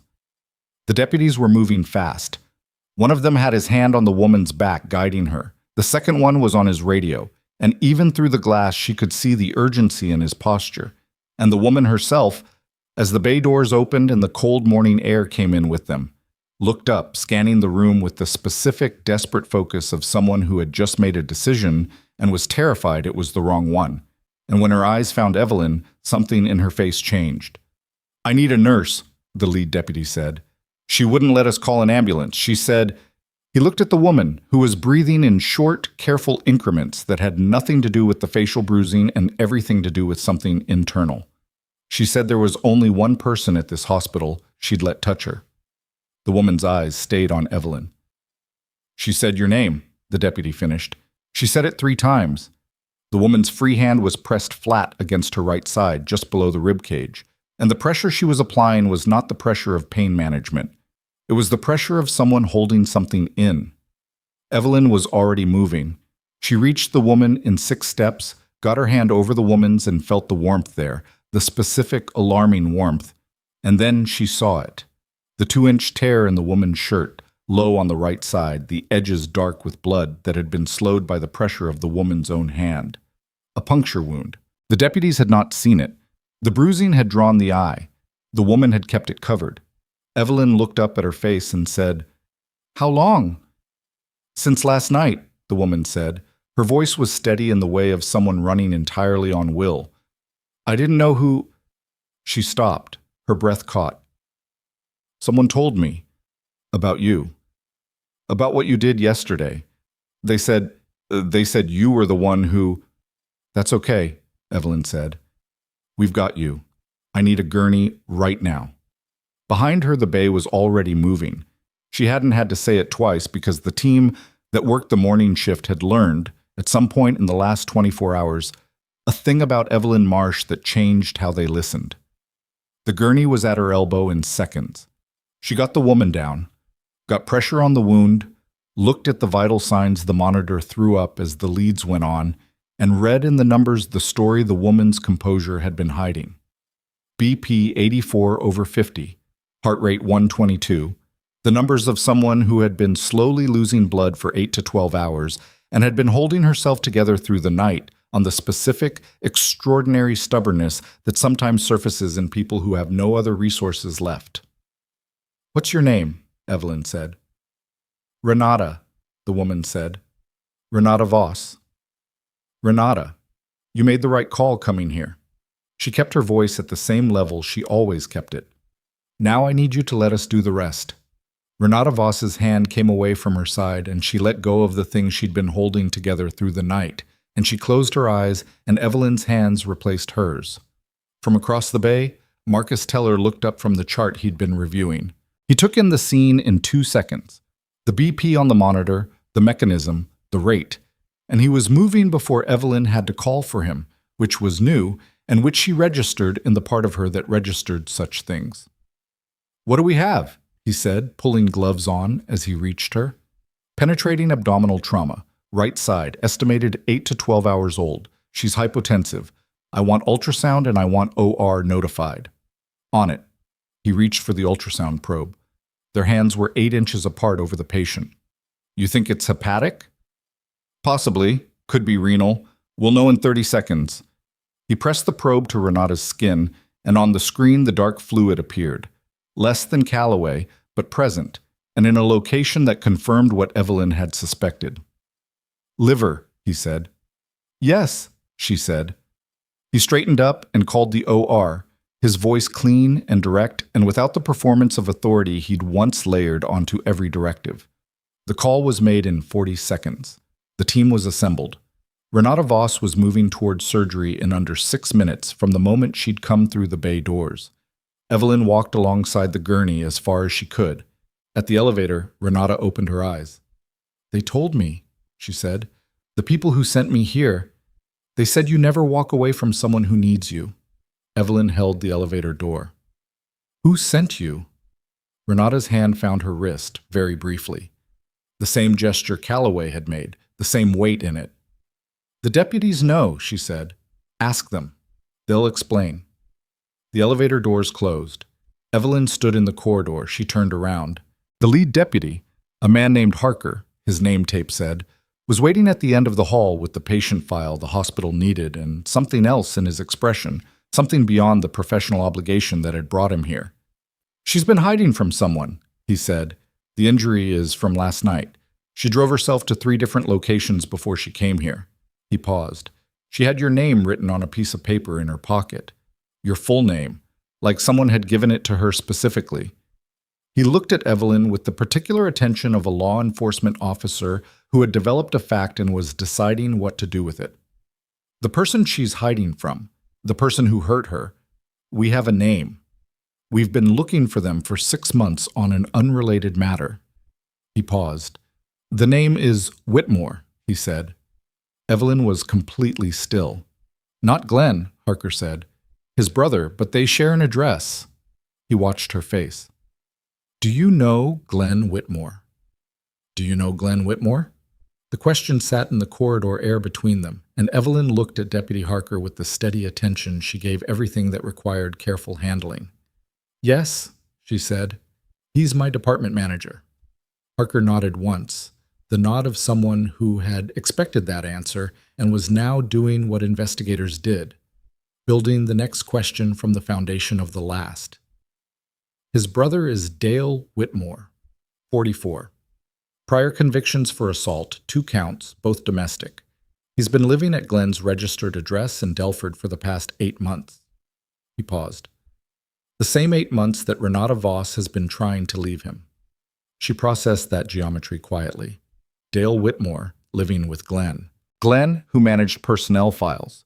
Glenn, who had scheduled a formal review that was designed to end her employment. Glenn, who had stood in this hospital for 4 years with administrative authority over the department where Evelyn worked. She said, "Does Glenn know what his brother did to her?" "We don't know yet," Harker said. "That's part of what we're here to find out." He handed her the patient file. "The paperwork you need is in there. We'll need a medical report once she's out of surgery. Chain of evidence for the assault charge." "You'll have it," she said. He looked at her for a moment longer than the handoff required. "You said you didn't know her before today." "I didn't." "But she had your name." "Yes." He seemed to turn something over. "Somebody who knew you sent her here. On purpose." "That's what it looks like," she said. He gave her his card. She took it, went back to the bay, and stood at the central station for a moment with the patient file in her hands and the specific sensation of a situation that had been moving in one direction all along, only she hadn't been able to see the full shape of it until now. She set the file down and picked up her radio. At 10:43, 17 minutes before her scheduled meeting with Glenn Whitmore, Dr. Pauline Ostroff appeared at the trauma bay entrance again, this time without the attorney, which meant either the attorney had left or the conversation Ostroff needed to have was not yet at the stage requiring legal presence. She came directly to Evelyn, which Ostroff did efficiently without any of the territorial navigation that most people in her position used as preamble. "I need 5 minutes," she said. Evelyn told Becca to cover Bay 3 and walked to the far end of the corridor with Ostroff, out of the main traffic. Ostroff said, "The investigators briefed me this morning. The footage review, the performance file, the documentation discrepancies." She crossed her arms, not defensively. It was a thinking posture, the way someone held themselves when they were organizing something large. "I want to be direct with you. What they found in the archive is significant enough that our legal team is already in conversation with the Army's JAG office and with the Colorado Department of Regulatory Agencies. This is not going to be handled quietly." "I wasn't asking for quiet," Evelyn said. Ostroff looked at her. "No, I can see that." She paused. "I've also been briefed on what happened yesterday. All of it. Callaway, the vehicle in the parking lot, the woman this morning." She said it without drama. "You've had a busy 30 hours. "It's a busy department," Evelyn said. Something shifted in Ostroff's expression. Not quite a smile, but its structural component. "I owe you an apology that is beyond my actual jurisdiction," she said. "I wasn't watching my own house closely enough. That's on me, not just on the people who are actively doing harm." She uncrossed her arms. "I intend to correct that." Evelyn said, "What does correction look like?" "Immediate placement review for all supervisory staff involved in the documentation. Glenn Whitmore is on administrative leave as of 9 o'clock this morning." She said it without hesitation. "Dr. Teller is not being placed on leave. His counterstatement and his cooperation with investigators is a factor in that, but he's under formal review. The 2 performance complaints that were submitted by the department supervisor acting on Teller's direction are being expunged." She looked at Evelyn steadily. "Your file will reflect your actual record, which, for what it's worth, is one of the cleanest patient outcome records in this department over 4 years." Evelyn said nothing for a moment. "Glenn's on leave as of this morning," she repeated. "Yes. He came to me at 7:40, Evelyn said. "He was here, he spoke to me." Ostroff's expression tightened slightly. "He was notified at 9, after the investigators completed their preliminary briefing." She paused. "Is there something you need to tell me?" Evelyn thought about what Glenn had said. I should have been paying closer attention. The shame that had been underneath his professional buffer. She thought about whether that shame was the shame of a man who had watched his institution mistreat someone and had failed to intervene, or the shame of a man who had known considerably more than he'd let on. "Deputy Harker," she said, "from the county sheriff. He needs to speak with hospital administration." Ostroff's expression shifted to attentive. "When?" "Today," Evelyn said. "Before 11. She made the call to Harker from the stairwell at 10:53. He answered on the second ring. "Glenn Whitmore is on administrative leave effective this morning," she said. "He's currently in the building. If you need to speak with him before he's off hospital property, you have a narrow window." A pause. "Understood. We're 7 minutes out." She hung up and went back to the floor. The 11 o'clock meeting with Glenn Whitmore did not happen the way either of them had anticipated when it was scheduled. At 11:04, Deputy Harker and a second sheriff's officer walked into Vanthorpe General's main entrance and asked the front desk for Glenn Whitmore. And the front desk called Glenn's extension, and Glenn came down from the 3rd floor where he had apparently been sitting in his office since 9 o'clock when Ostroff had called him. And the conversation that followed happened in the hospital's main lobby rather than in a conference room, which meant it was visible through the glass walls to anyone in the corridor who happened to be passing. Evelyn was not passing. She was at the central station, 50 feet and 1 glass wall away, documenting Renata Voss's intake. She did not watch. She was aware of the movement, the stillness that followed, the way the lobby's background noise shifted when something stopped being routine. Becca came to stand beside her at the station, also looking at her chart. "Harker's talking to Glenn," Becca said. "I know," Evelyn said. Glenn looks like he's going to fall over. He might, Evelyn said. A pause. Should we?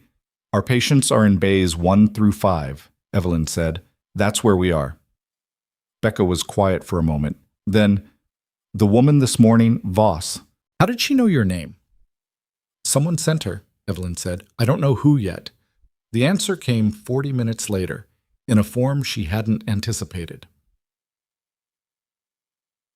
Phil Garrity found her at Bay 2 and said, with the careful tone he used when he'd been sitting on information and had decided to stop, I need to tell you something about Renata Voss. She looked at him.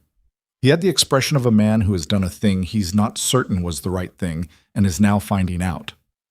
A month ago, he said, someone came to the ER. Not a patient. She was looking for someone who might know you. She didn't use your name at first. She described you. He paused. She described the way you work. She said she was looking for the nurse who never left a patient alone. He exhaled through his nose. It was Renata Voss. Evelyn waited. She was hurt then too, he said. Less so. She came in on her own and she sat in the waiting room for 45 minutes, and then she left without being seen. He looked at his hands briefly. I saw her. I didn't know who she was, but something about the way she was sitting. I went out and talked to her. She told me she was looking for someone specific at this hospital, someone she'd heard about. He met Evelyn's eyes. She'd heard about you from a woman named Gaines, Sandra Gaines. Does that... Gaines, Evelyn said. The name surfaced something. A patient, 18 months ago, bus accident on Route 9. A woman who had been alone in the ER for 4 hours while a secondary bleed developed, and everyone who should have caught it was pulled onto a higher priority case. Evelyn had caught it on her break while walking through the waiting area in her civilian clothes because she had not been able to stop looking the way she always looked. She had readmitted Gaines, stayed with her through the procedure, walked her family through what had happened. She had not thought about it since. She told Renata about you, Phil said. That if she ever needed someone she could trust, you were here. He paused. Renata showed up a month ago and left because she wasn't ready yet. I told her to come back if she needed to. I gave her your name. He looked at her steadily. I should have told you. Evelyn was quiet. You're not going to tell me I was wrong, he said, or that I was right. You did what you thought was correct, she said. She's in surgery right now because you told her to come back. She's also in surgery because her boyfriend put something sharp through her liver, he said. She should have been somewhere safe 8 months ago. Yes, Evelyn agreed. She should have. There was nothing more to say about that. The world was full of people who should have been somewhere safe 8 months ago. The work was doing something about the ones in front of you. She went back to her charting. Glenn Whitmore was gone from the building by noon. He left through the rear entrance, which Evelyn did not see because she was with a patient, but she heard it from Torres, who had been at the security desk when Glenn came through with his personal items in a bag and his badge already surrendered. Torres described him as looking like a man who'd been walking in one direction his whole life and had just discovered a wall he hadn't known was there. She didn't feel the surge of satisfaction she might have expected. What she felt was more granular, the specific quiet completion of a sequence that had been building for a long time, stripped of triumph, because triumph required a distance from the thing that she didn't have. She was still in the building. She still had patience. The sequence completing itself didn't make the distance from it. The investigator's preliminary report, which Ostrov's office shared with her attorney at 2 p.m., the one Aldrin had recommended, a woman named Kirsten Farrow, who had called Evelyn at noon, brief and direct, asking 3 questions, and then saying she had enough to proceed, contained 17 specific incidents documented in the security footage archive. 12 of them involved Marcus Teller directly. 5 involved the department supervisor acting on Teller's direction. Glenn Whitmore appeared in 4 of the documented incidents in an administrative capacity, present for situations he had the authority to intervene in and had not. Farrow called again at 2:40. The CDRA complaint will be filed this week, she said. The Army's JAG involvement gives it federal weight. Van Thorpe's board is going to want to settle before this reaches a public regulatory hearing. I'm not interested in a quiet settlement, Evelyn said. A pause. I know. Aldrin told me to expect that. Something in Pharaoh's voice suggested she respected it. So we don't settle quietly. We let it go to the board, on record, with the footage and the documentation and the counterstatement from Teller. That becomes public record. Another pause. It's slower. I've been doing this for 4 years, Evelyn said. I can wait a few more months. Good, Pharaoh said. Then we do it right. Sat. Marcus Teller found her at the end of the afternoon, not in the bay, in the break room where she had gone for the first time all day to eat something that wasn't a protein bar from Phil's pocket. She was sitting at the small table by the window with a sandwich from the cafeteria that was acceptable if you didn't compare it to anything. And the break room was empty, which was why she'd chosen this particular 10 minutes. He knocked on the open door, which he had never done in his life in this building. She looked up. He came in but didn't sit. He stood near the counter, and he had the posture of someone who had been through something and was visibly on the other side of it. Not cleaned up, not resolved, but past the acute phase. He said, Ostroff briefed the department heads this afternoon. About the file. About what the footage showed. She waited. She named me, he said. By name. In the briefing. Yes, Evelyn said. She would. He was quiet for a moment. I didn't object to that, he said. I want you to know that. When she did it, I didn't... He stopped. I sat there and I let her say it because it was accurate and because the alternative was compounding what I'd already done. She picked up her sandwich. Okay. That's all you're going to say? She looked at him. What do you want me to say, Marcus? He looked at the counter. I don't know, he said honestly. I've been trying to figure out what the correct thing is. What I owe you. Whether there's a version of this where I apologize adequately. There isn't, she said. That's not how it works. He looked up. Apologies are for things that can be returned to baseline, she said. What you did changed things that can't be changed back. The file is corrected, but I had 4 years of it. That happened. She set the sandwich down. What you can do is what you're already doing. The counterstatement. The protocol review. The way you've been working today. She held his gaze. Those aren't forgiveness. They're just the right things to do now. He stood there for a long moment. I can live with that, he said finally. Good, she said. He left. She finished her sandwich. Renata Voss came out of surgery at 3:48. Aquino called down, same format as Callaway. Lead with the outcome, which was stable, repair successful, no vascular involvement despite the proximity, recovery expected to be full with follow-through. She was being moved to a monitored room rather than recovery, at the request of the sheriff's department, which had placed an officer outside the door. Evelyn went up at 4:30. Renata was awake, which was faster than expected and which said something about her baseline. People who had been running on adrenaline and will for extended periods either crashed completely under anesthesia or surfaced from it quickly, and Renata Voss was apparently the second type. She was pale and her eyes were heavy with pain medication, but she was tracking when Evelyn came through the door. Bill told me it was you, Renata said. Her voice was rough from intubation. Who got Sandra Gaines through her night? She was a good patient, Evelyn said. She said you stayed with her past your shift. Evelyn checked the IV, the monitor, the wound dressing visible above the gown's edge. Everything was where it needed to be. How's the pain? Manageable, Renata said. Then, mostly? She looked at the window. He doesn't know I'm here. No, Evelyn said. And there's a deputy outside your door. Something in Renata's face, not relaxation, which was too complete a word for it, but a partial release of the tension that had been holding her features since she'd come through the bay doors. The specific look of a person who has been alone with a dangerous thing for a long time and has just, tentatively, put some distance between themselves and it. He's been with Glenn, Renata said. Dale, since August. Glenn wasn't... She stopped, breathed carefully around the incision. Glenn didn't know everything. I think he knew some of it and looked away. Evelyn said, You don't have to talk about this now. I know. Renata looked at her. But I want to. Because if I don't say it out loud right now, I'm afraid I'll talk myself out of it again, the way I have for 8 months. Her jaw tightened. He told me nobody would believe me. He told me the hospital people were his family, and they'd protect him. Her eyes found Evelyn's. And then Sandra told me about you.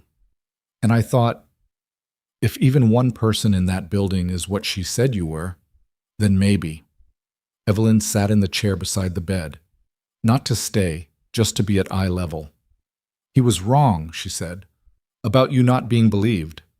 Renata looked at her for a long moment. Are you always this direct? Mostly, Evelyn said. Is it a nurse thing? It's a years of not having time to be indirect thing, Evelyn said. The corner of Renata's mouth moved. The medication was pulling at her eyes. She fought it for a moment, then let herself be pulled, and within 90 seconds she was asleep. Evelyn sat for a moment. Then she stood, adjusted the blanket to the level that temperature regulation recommended for post-surgical patients, and left. Dale Whitmore was arrested at 6:14 that evening. She heard about it from Torres, who heard it from Harker's office, and the information was brief. The address on file, deputies present, no resistance. Dale Whitmore was in custody.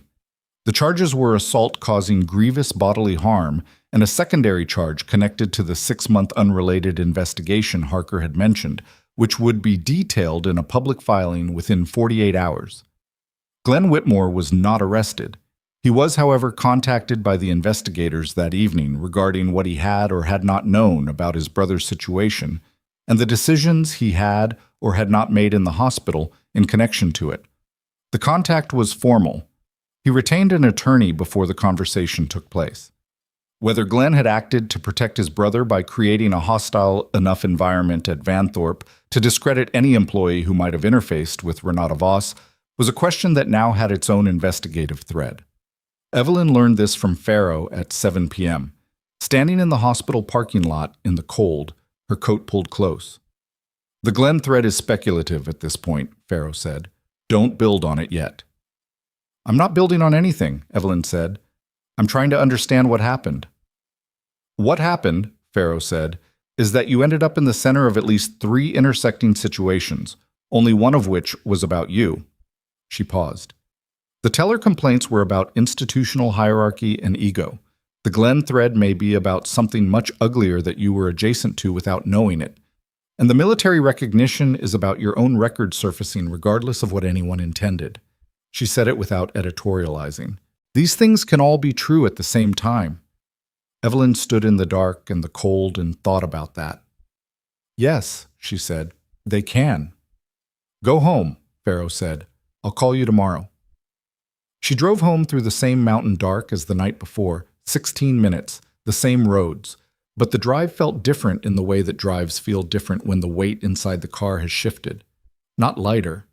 Not yet, maybe not for a while, but differently distributed. Some of it had been set down. Some of it had been handed to the right people. She made tea again, stood at the window again, her phone lit up at 8:47 with a text from a number she'd saved under the name Callaway Dax, which she'd added after his recovery unit call that afternoon. The text said, Aquino says maybe Thursday discharge. Said I'd be cleared for light duty in 6 weeks. A pause in the text thread, and then, I told him I wanted to be at the thing. Whatever Aldrin's doing, the ceremony. He said it depends on Thursday. She typed back, it depends on you taking the discharge process seriously and not trying to walk out early. 3 dots appeared. Then, how'd you know I was going to try that? She put the phone down without responding because he already knew why and because the tea was ready. She was at the stove when the phone lit again. This time it wasn't Callaway. It wasn't Farrow. It wasn't Becca or Phil or anyone she'd spoken to today. The number was one she didn't recognize, and the text was 4 words. We need to talk. She looked at it. Below the 4 words, after a few seconds, a second message arrived. A photo. She opened it. It was a document. Photographed from a desk, slightly angled, the edges catching the light of an interior room. The letterhead at the top was Vanthorpe Generals. The date on the document was 3 weeks ago. And the content, she had to look twice to be certain she was reading it correctly, was a request, formatted as an internal memo from the department manager's office to the hospital's HR division. The request was for her nursing license number and her full legal name, formatted for transmission to an external database query. Not the kind of query HR ran for routine employment verification. The kind of query that appeared in the record of the Colorado State Nursing Board when someone filed a formal complaint about a licensee. Someone, 3 weeks ago, had been laying the groundwork to go after her license. And the memo was signed not by Glenn Whitmore. It was signed by someone she hadn't considered until this moment, someone who had sat across the table from her in Conference Room B and had watched a brigadier general stand when she walked in, and who had smiled at everything Aldrin said, and who had been, in every visible interaction since, the image of a man cooperating fully with the consequences of his own behavior. The signature at the bottom of the memo was Marcus Teller's. She looked at the memo for a long time. Not because she was unsure what she was seeing, she was very sure. She looked at it because she had the habit, learned over years of making consequential decisions in limited time windows, of not acting on the first thing she felt. The first thing she felt was a cold, specific anger. Not the hot kind, not the kind that produced mistakes, but the kind that settled into the chest like ballast and made everything heavier and more deliberate. She screenshotted the photo. Then she called Pharaoh. It rang 4 times and went to voicemail, which meant Pharaoh had set her phone to Do Not Disturb and was either asleep or in a conversation she'd decided mattered more than incoming calls. Evelyn left a message that was 30 seconds long and contained only the relevant facts: a document, a signature, a date 3 weeks prior, a nursing board complaint query that had been initiated before any of the investigative events of the last 48 hours. She said she would forward the screenshot and that she needed a call back when Pharaoh was available. Then she texted the screenshot to Pharaoh's number with the message, "Received this at 8:47 p.m. Unknown sender. The memo is dated 3 weeks ago." She put the phone on the counter and stood there. The unknown number that had sent the photo, she thought about who had access to that memo. The memo was internal, HR directed, which meant it had traveled through at least 2 administrative hands before reaching its destination. Someone in that chain had photographed it and sent it to her tonight, specifically tonight, when the day's events would make its meaning land with maximum impact. That was not accidental. Someone had been watching and waiting and had decided that now was the right time. She didn't know who. She was okay with not knowing yet. What she knew was that Marcus Teller had submitted that memo 3 weeks ago, while Brigadier General Aldrin's people were already circling, while Calloway was recovering in a hospital room upstairs, while Teller was standing in front of her in a corridor speaking about counterstatements and cooperation and the right thing to do.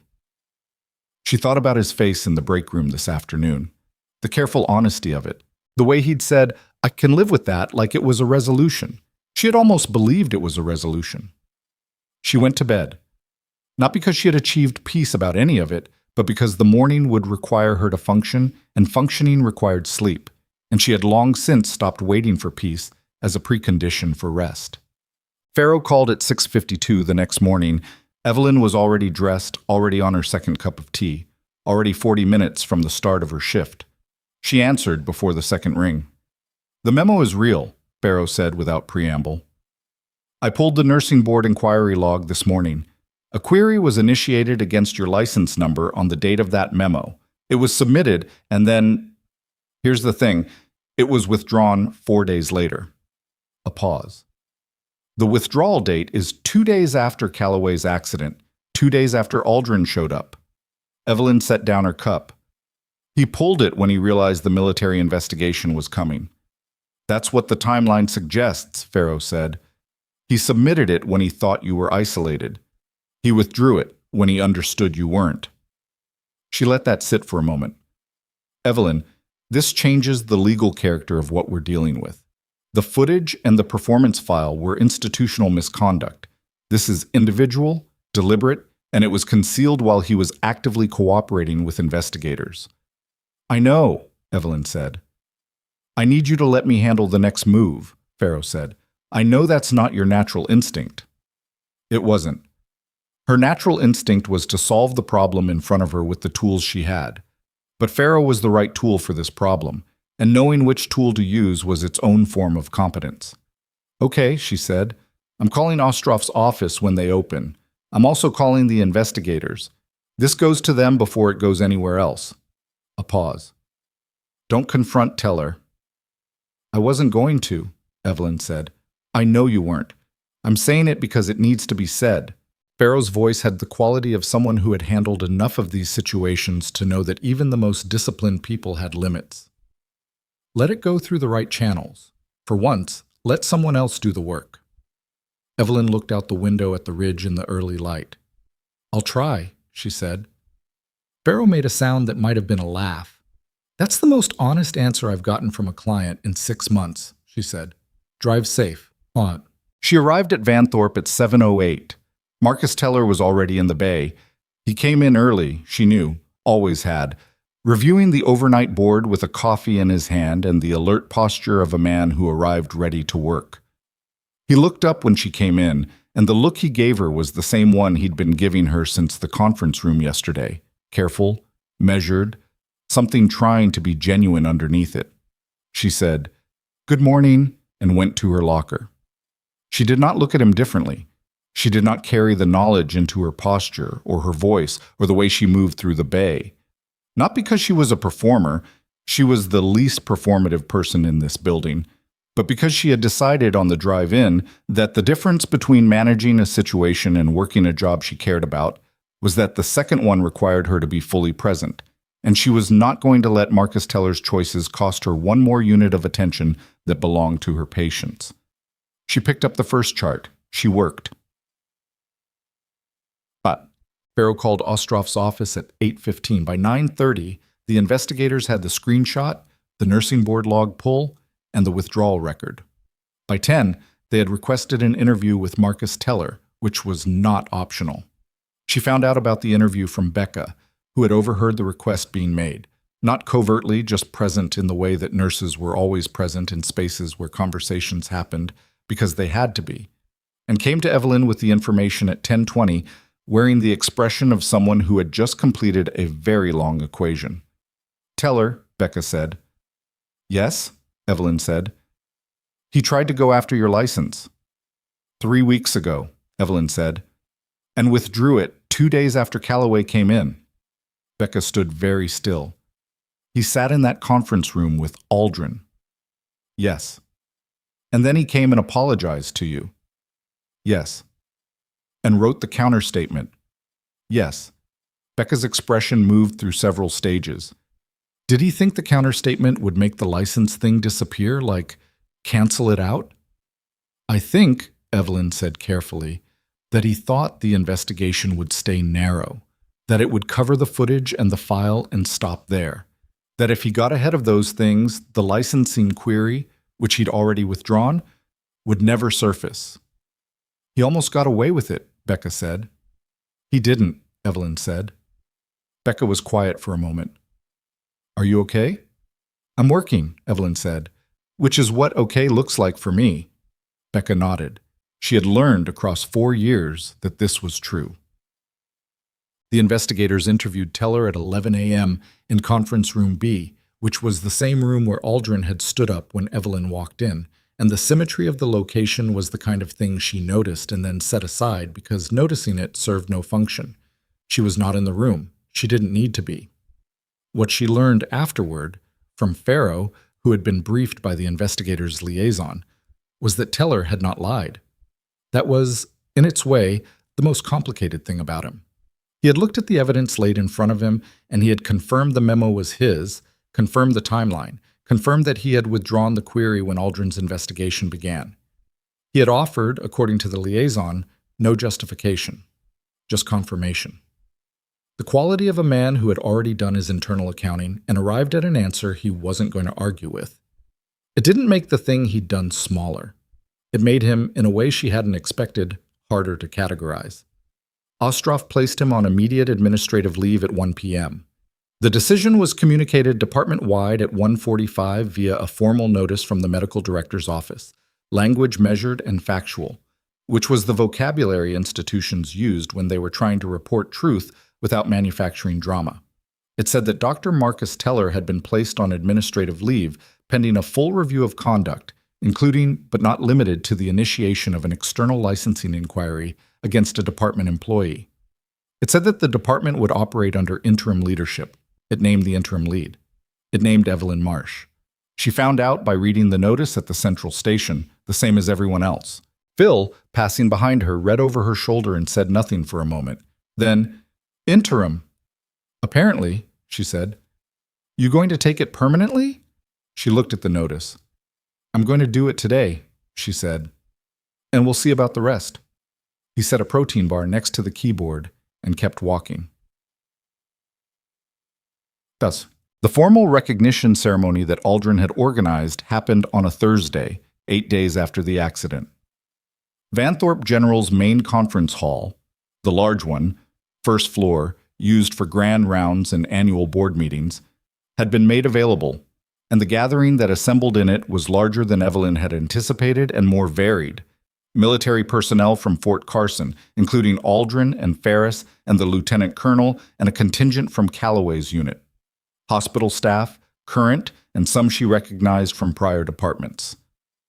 Dr. Pauline Ostroff, Kirsten Farrow, who had made the drive from Denver, Deputies Harker and his partner, Becca, Phil, Vasquez, who had developed in the last week a quality of careful attention that Evelyn recognized as the beginning of a good physician, Samuel Pruitt, the bus driver, who had been discharged from cardiology 2 days ago and had apparently called the hospital 3 times to find out when the event was.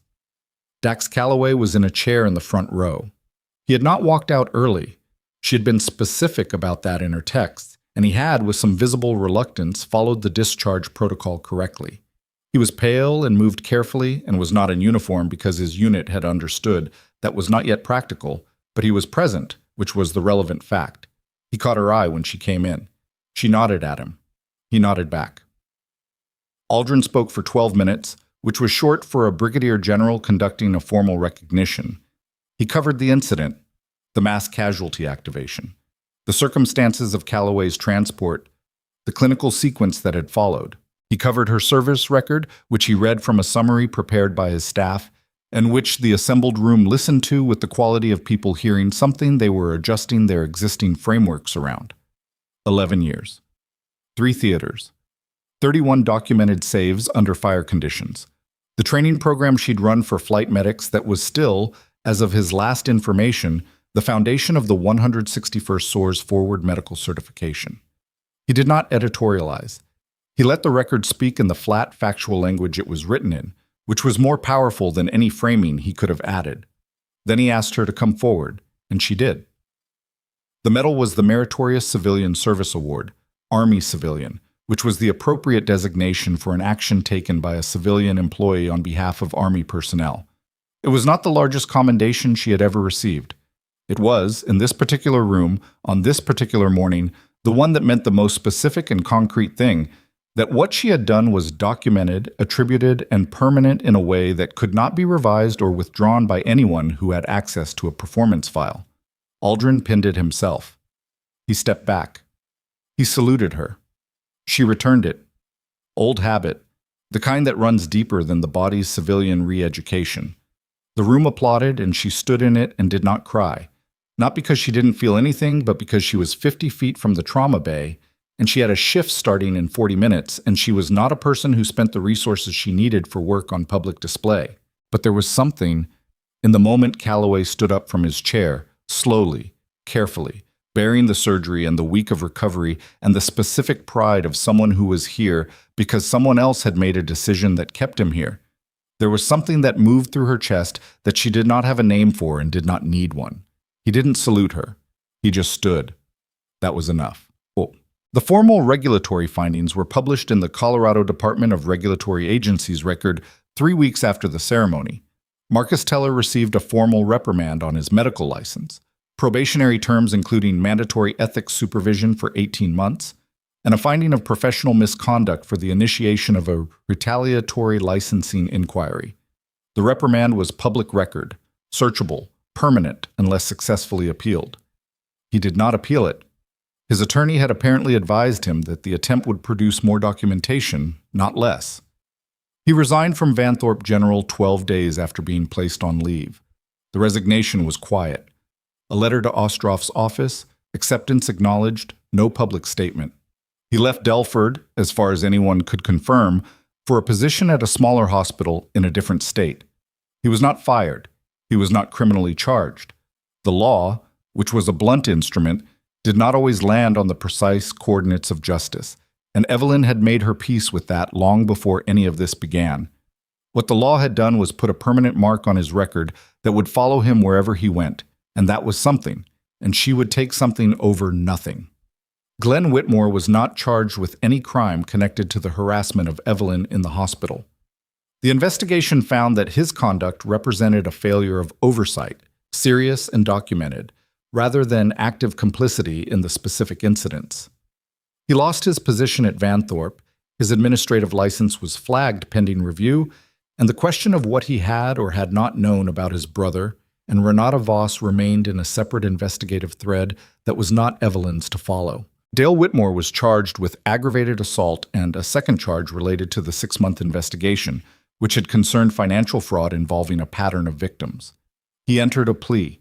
He would not be returning to Glenn's address or to Delford. Renata Voss, who had spent 2 weeks in the hospital's care and then transferred to a residential support program in another county, sent Evelyn a text on a Wednesday morning that said only, "I slept through the night for the first time in a year. I wanted you to know."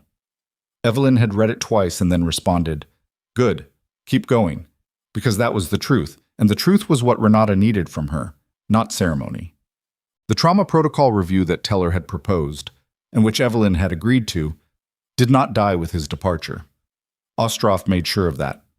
She came to Evelyn in the second week of her interim leadership and said, "The pediatric intake flag system, the mass casualty secondary assessment gaps, that work still needs to happen." "I know," Evelyn said. "I'd like you to lead it, formally, not as interim anything." Ostroff looked at her with the direct attention she brought to decisions she'd already made. "The department needs a clinical director who understands both the floor and the framework. I'd like that to be you, if you want it." Evelyn thought about what she wanted. It was not a question she'd spent much time with, which was the kind of self-knowledge that arrived late and arrived honestly. She had spent 11 years wanting to keep people alive and then 4 years wanting to keep doing that in a quieter context. And she had not thought beyond that with any specificity because specificity about the future felt, for a long time, like a luxury she wasn't sure she'd arrived at yet. She looked at Ostroff and said, "I want to keep taking patients." "You can do both," Ostroff said. "A lot of clinical directors stop being clinicians." "You won't," Ostroff said simply. "I've watched you for 8 days. You are constitutionally incapable of not being in the bay." Evelyn almost smiled at that. "Give me the week to think about it." "Take 2, Ostroff said. "The job will still be here." She was thinking about it, still, at the end of a Friday shift 2 weeks later, when Calloway came back. Not as a patient. He walked through the main entrance under his own power in civilian clothes, moving with the careful economy of someone who was 6 weeks out of abdominal surgery and had been cleared for light duty but was not yet at full capacity, and was making informed decisions about which activities qualified as light. He had called ahead because she'd told him to call ahead, and she'd arranged to meet him in the lobby rather than the bay because the bay was busy and the lobby had chairs. He was carrying a small box. She looked at the box. "From the unit," he said. "Everybody signed it. There's a card inside." He held it out. "You don't have to open it now." She took it. It was lighter than a box that size suggested. "What's in it?" "A challenge coin, from the 161st. He sat down in the chair across from her with the careful lowering of a man respecting his sutures. "It's the one they give to people who aren't in the unit but should be. There's a specific name for it, but I can't actually say it in a civilian hospital, so..."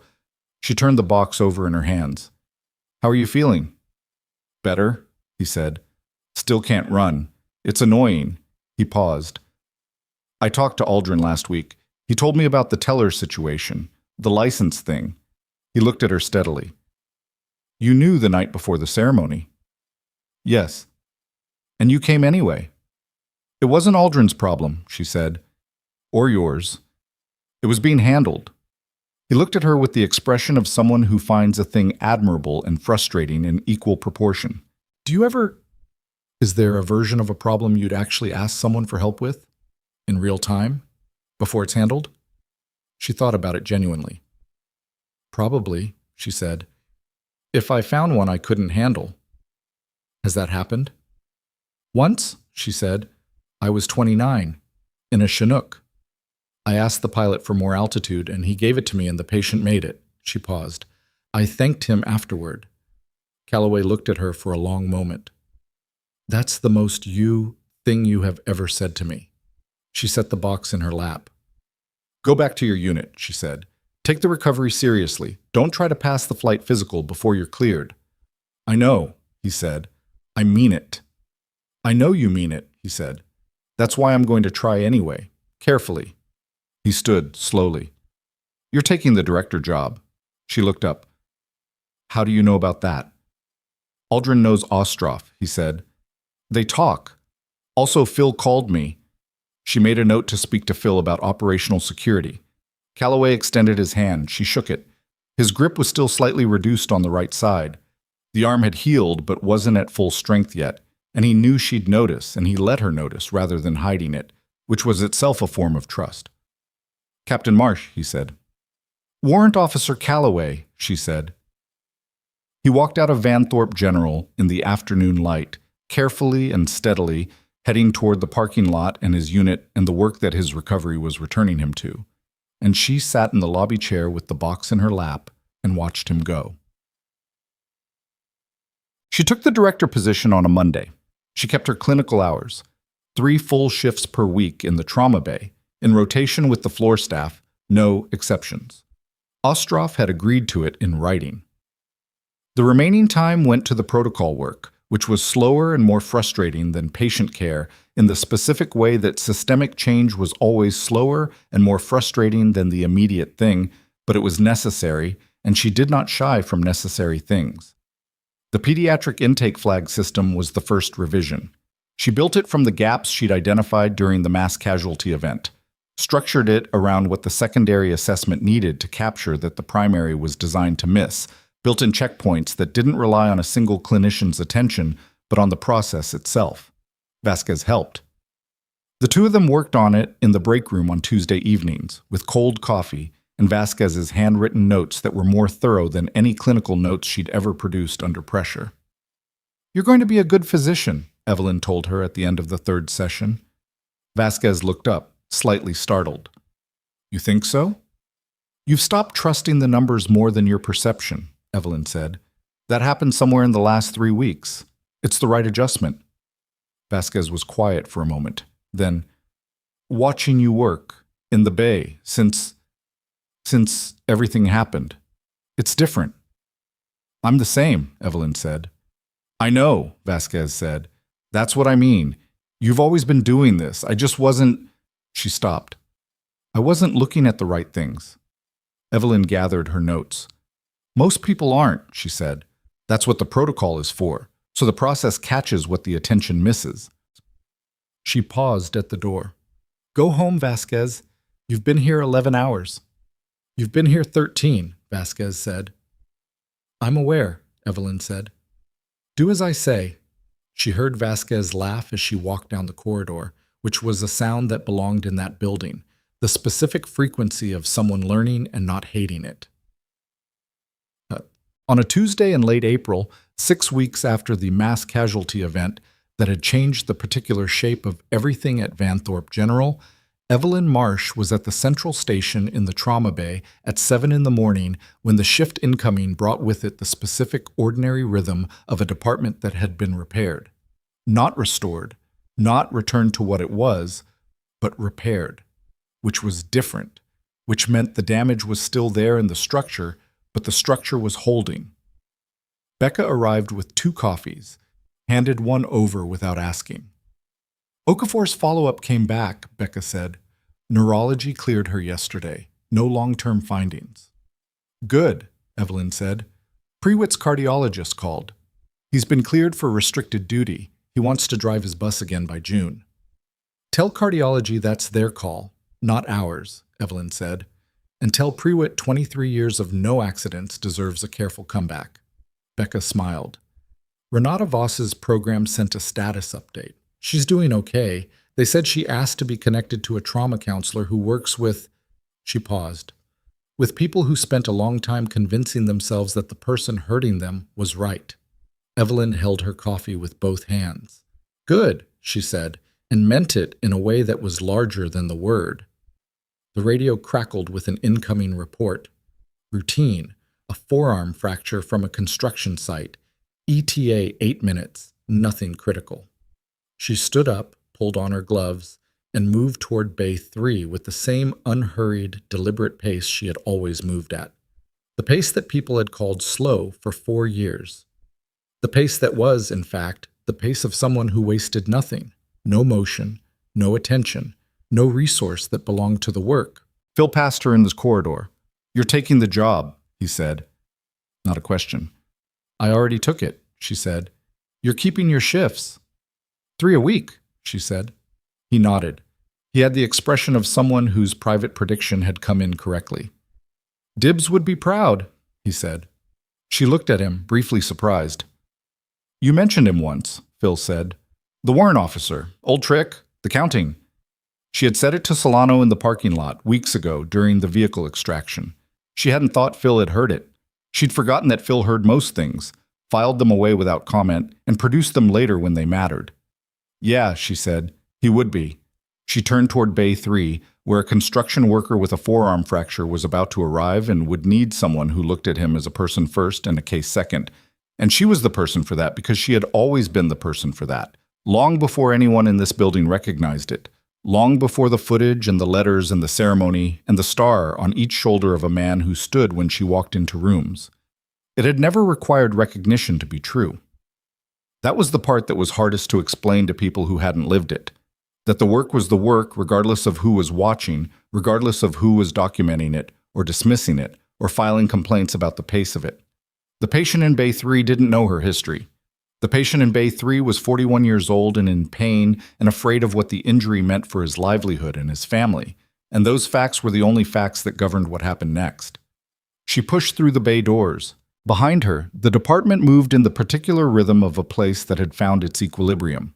Not perfect, not without friction, nothing that involved human beings and high stakes and 12-hour shifts was ever without friction, but functioning. Forward. Better, in the specific and irreducible sense that better is possible after damage, which is the only version of better that means anything. The ambulance bay doors opened. She went to meet what was coming. She had always gone to meet what was coming. That was never going to change.